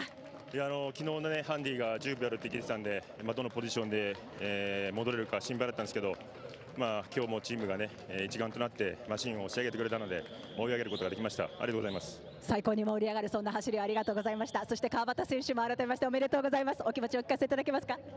ありがとうございます。チームと鈴木選手のおかげで優勝できました。ありがとうございます。見てるこちらとしてはもうなんてハラハラワクワクドキドキする、そんな展開だったんではないかと思うんですけれども、ご自身としては今後の目標とかもお聞かせいただけますか。はい、今日10秒ハンデがあったんで、なんとか、前の笹原選手と、ケイ選手を食いたかったんですけど、どうにもできなくて、とりあえずもうタイムを縮めれるだけ縮めて頑張って入ってきたんで、あとは鈴木さんに託すしかないと思ってたんですけれども、10秒以上のハンデを、抜いてくれたんで本当にありがとうございます。今年ね、チャンピオン目指して頑張りたいと思ってますんで、ぜひ応援お願いします。チャンピオン目指して頑張っていただきたいと思います。改めましておめでとうございました。So a dramatic final lap from the car number 296. Obviously they were saying thank you to each other, and yesterday's the race pace they were struggling a little bit, but still thank you to the mechanics, and they are heading for the champion. They're looking forward for the next race. Back to you. And look at the celebrations around Mr. Miyazawa. Obviously so much support for him. And let's go back down to Emily, who's got him. もう前澤選手しびれました。本当に感動的でした。お疲れ様でした。ミラクル。This is miracle。ご自身の走り振り返ってみていかがですか。もうずっと一生懸命自分の走りだけをしようと思って頑張りました。本当に素晴らしかったです。内田選手に引っ張っていただいて本当にいろいろ教えていただきました。真後ろ走らせていただきありがとうございます。そしてこの富士スピードウェイでの大会盛り上げていただきこちらこそありがとうございました。お疲れ様でした。Back to you. think we can assume that he's happy with that. I think he might have even said miracle. What a day.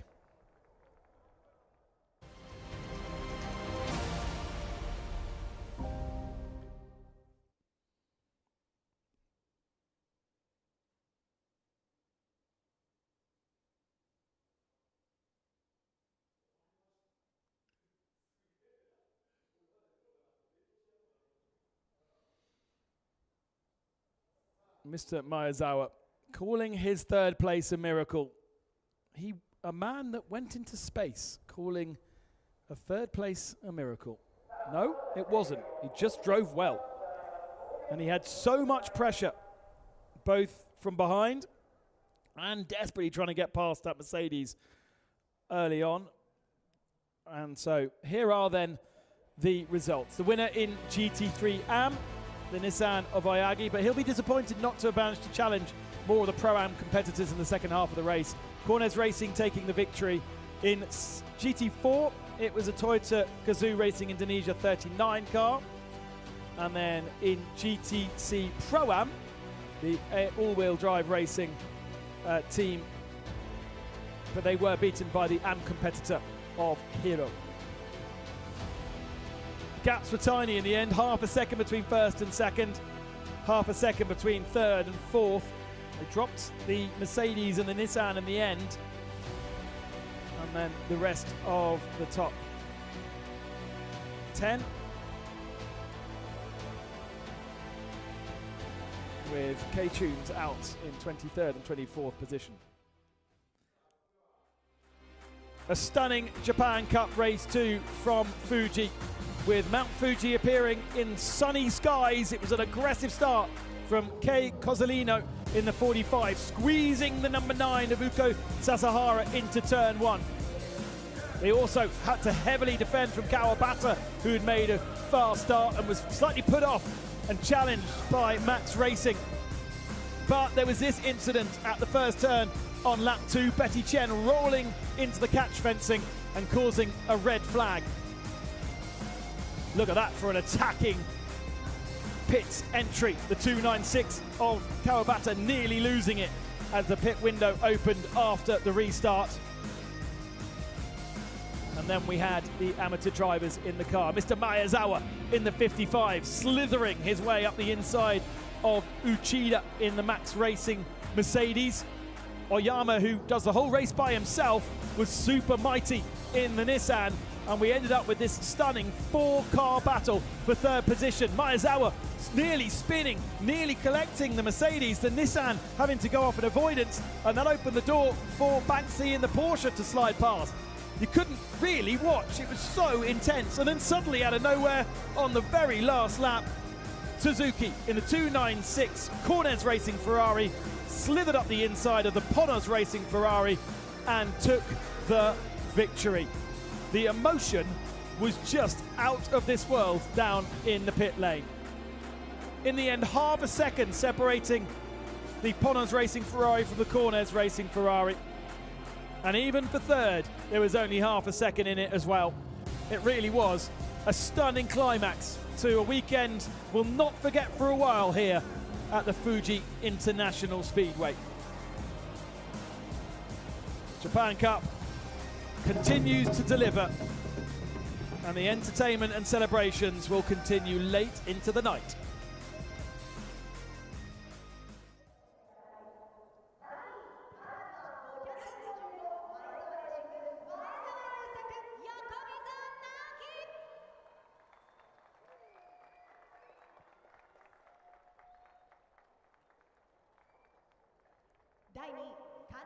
So much work has gone on but behind the scenes between Mr. Miyazawa and Naoki Yokomiso.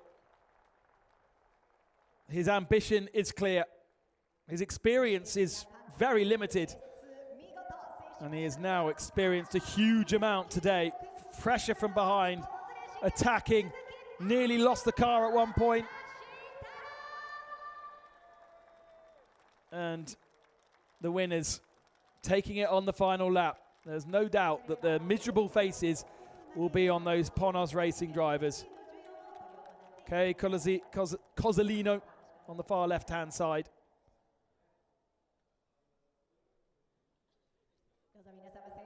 Yorikatsu Shujiko, his teammate, looked to be okay, looked to be on par, looked to be not losing that much time to Suzuki. It was kind of 1 second a lap, wasn't it? But in the end, I think the traffic really was what happened, and that's what really made the difference. A big chunk of time lost on the last 2 laps.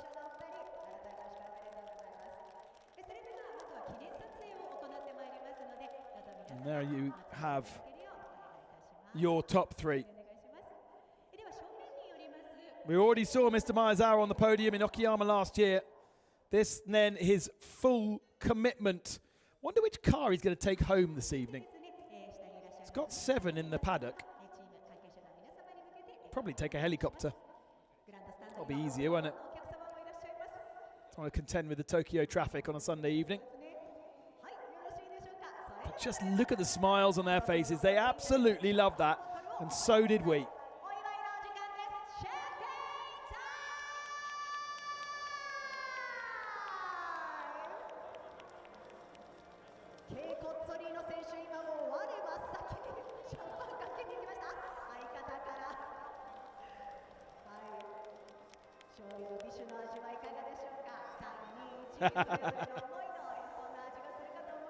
The young kid of the championship, Shintaro Kawabata, coached by the Yamiwaki family of K-Tunes Racing in his younger career.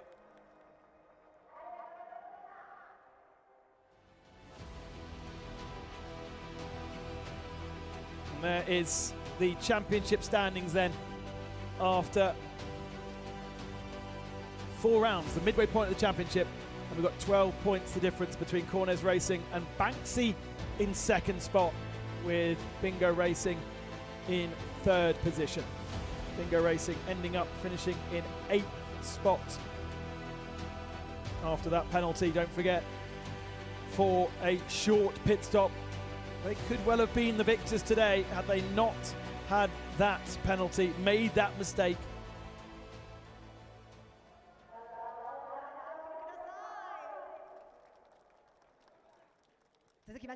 Sorry, I was saying that Kawabata was coached by Yamawaki. I meant Wakisaka.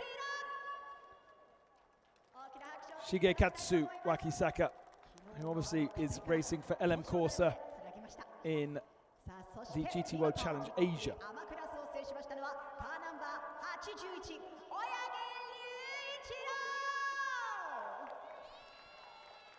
There is Ryoichiro Oyagi.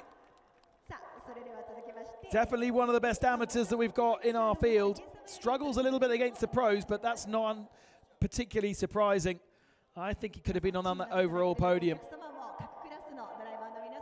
had the car not come away from him on the last couple of laps. I do think there was a lot of drivers out there struggling with their rear tyres on the last couple of laps.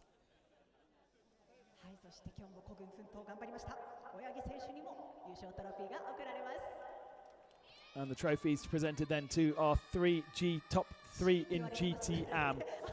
Team Machina, after starting at the back of the field, Uematsu and Suzuki up there once more, always with a smile on their face. I say it every time, but just look at the smile. Doesn't matter if he's on the top step or on the 3rd.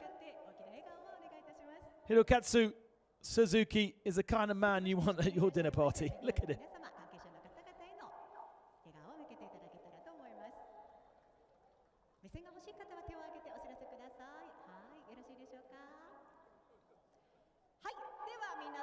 I do imagine that he's got quite a lot of cool stories to tell you as well. And much like we see in GT World Challenge Asia, the AM podium is always incredibly entertaining.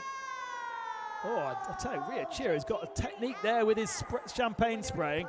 Now, what is Mr. Suzuki doing?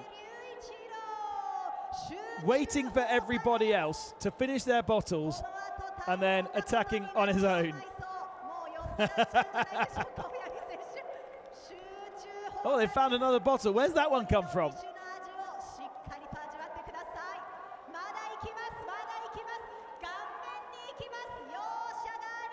Here Uichiro was given 2 bottles. Usually they manage to work out they don't put 2 bottles on 2 drivers, but the Podium guys had offered an extra bottle, and so he got an extra soaking. Brilliant.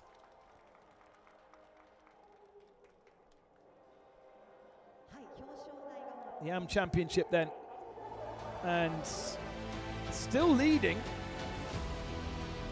is the number 1, mainly I think because, well, we didn't see the run-up Nissan start.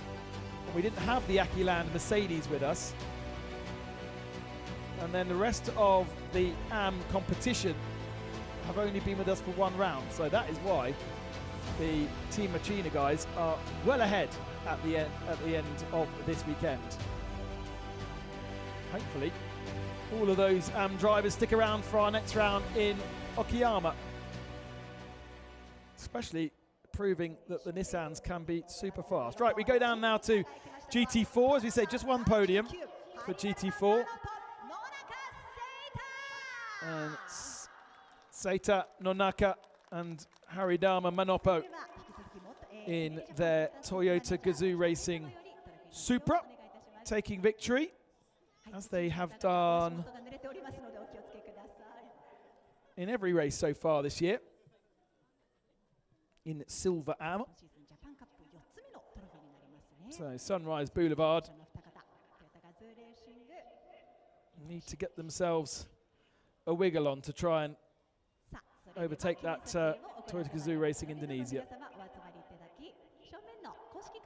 It's interesting to see that kind of thing, because there's not a lot of racing in Indonesia. There's not a lot of race tracks in Indonesia. So great to have that support, or that kind of flag flying, I suppose, saying, hey, look, we might not have a big amount of racing pedigree in our country, but we can go racing. Much like we see from Korea. We've had Chang Woo Lee in the GT World Challenge Asia, who's a really heavy supporter of Korean motorsport and trying to make it more popular.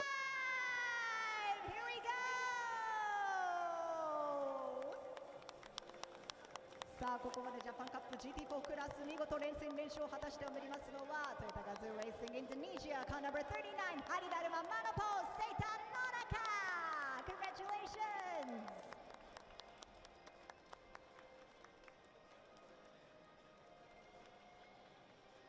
So we won't have a GT4 AM podium because we did not have any finishers from that podium. And Toyota Gazoo Racing marked as a champion there. I don't think that's correct, because if Sunrise Boulevard came back the next 2, we were only halfway through the season, so mathematically impossible to be the champion already. So ignore the seat. They're leading the championship rather than champion yet.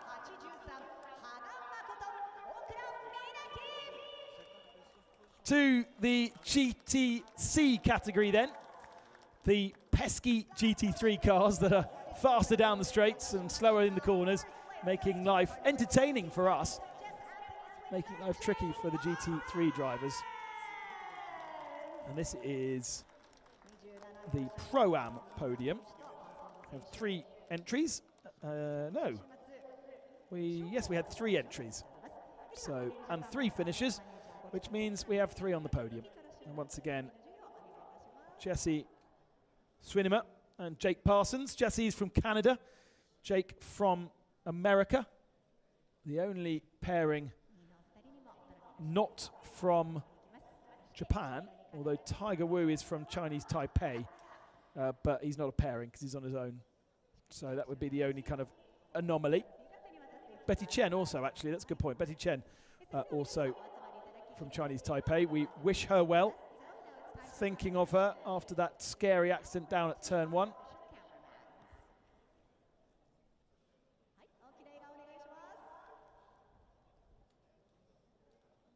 And great to see the increase in GTC, and I imagine that as it becomes more known, it will become more popular.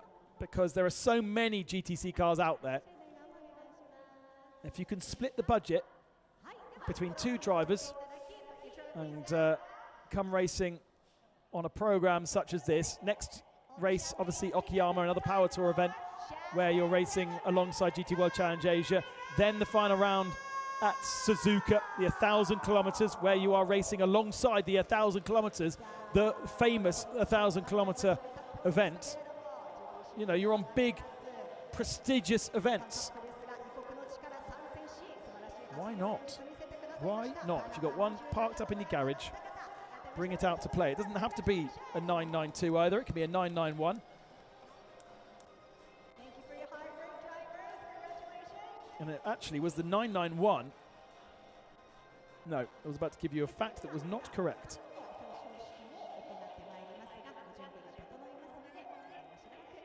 991 in GTC Pro-Am was third, but was ahead of the High Point Racing 991.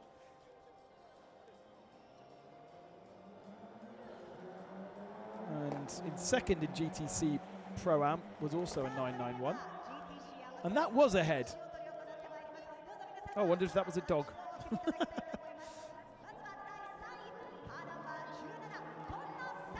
All the way over from Australia, just Jake Parsons' supporters.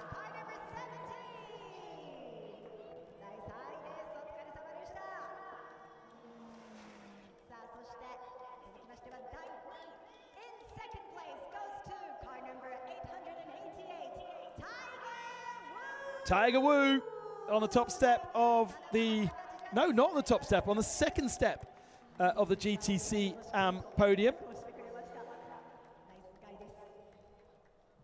Because they were all beaten by NGR's Hiro, who was the best of all the GTC competitors, beating the pros as well, the Pro-Ams as well. So that was a major achievement from Hiro today. There he is, making sure that he's got the stickers and the logos correct. He already looks like he's been sprayed by champagne before he's even got on the podium. So this champagne spray will be possibly light relief. Remember, the 992 cars won't have had air conditioning in them. The GT3 cars do, but the 991s and 992s do not. So that would have been sweaty work over a course of an hour. Of course, most Carrera Cup races are half an hour long, certainly in my knowledge. And so a full hour in one of those cars, which are quite physical to drive. They don't have ABS, they don't have traction control. You really have to do all the work yourself. And Hiro there, proving it's tough.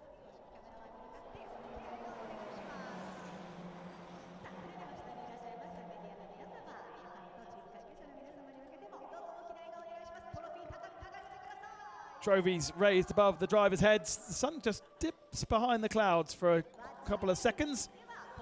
And that is our entertainment in Fuji over and done with. I do hope you've managed to follow all four of our races, because they have been absolutely spectacular. And once again, big credit to SRO and Fuji International Speedway for putting on a brilliant event and for getting proper champagne on the podium. The Moet and Chandon sprays.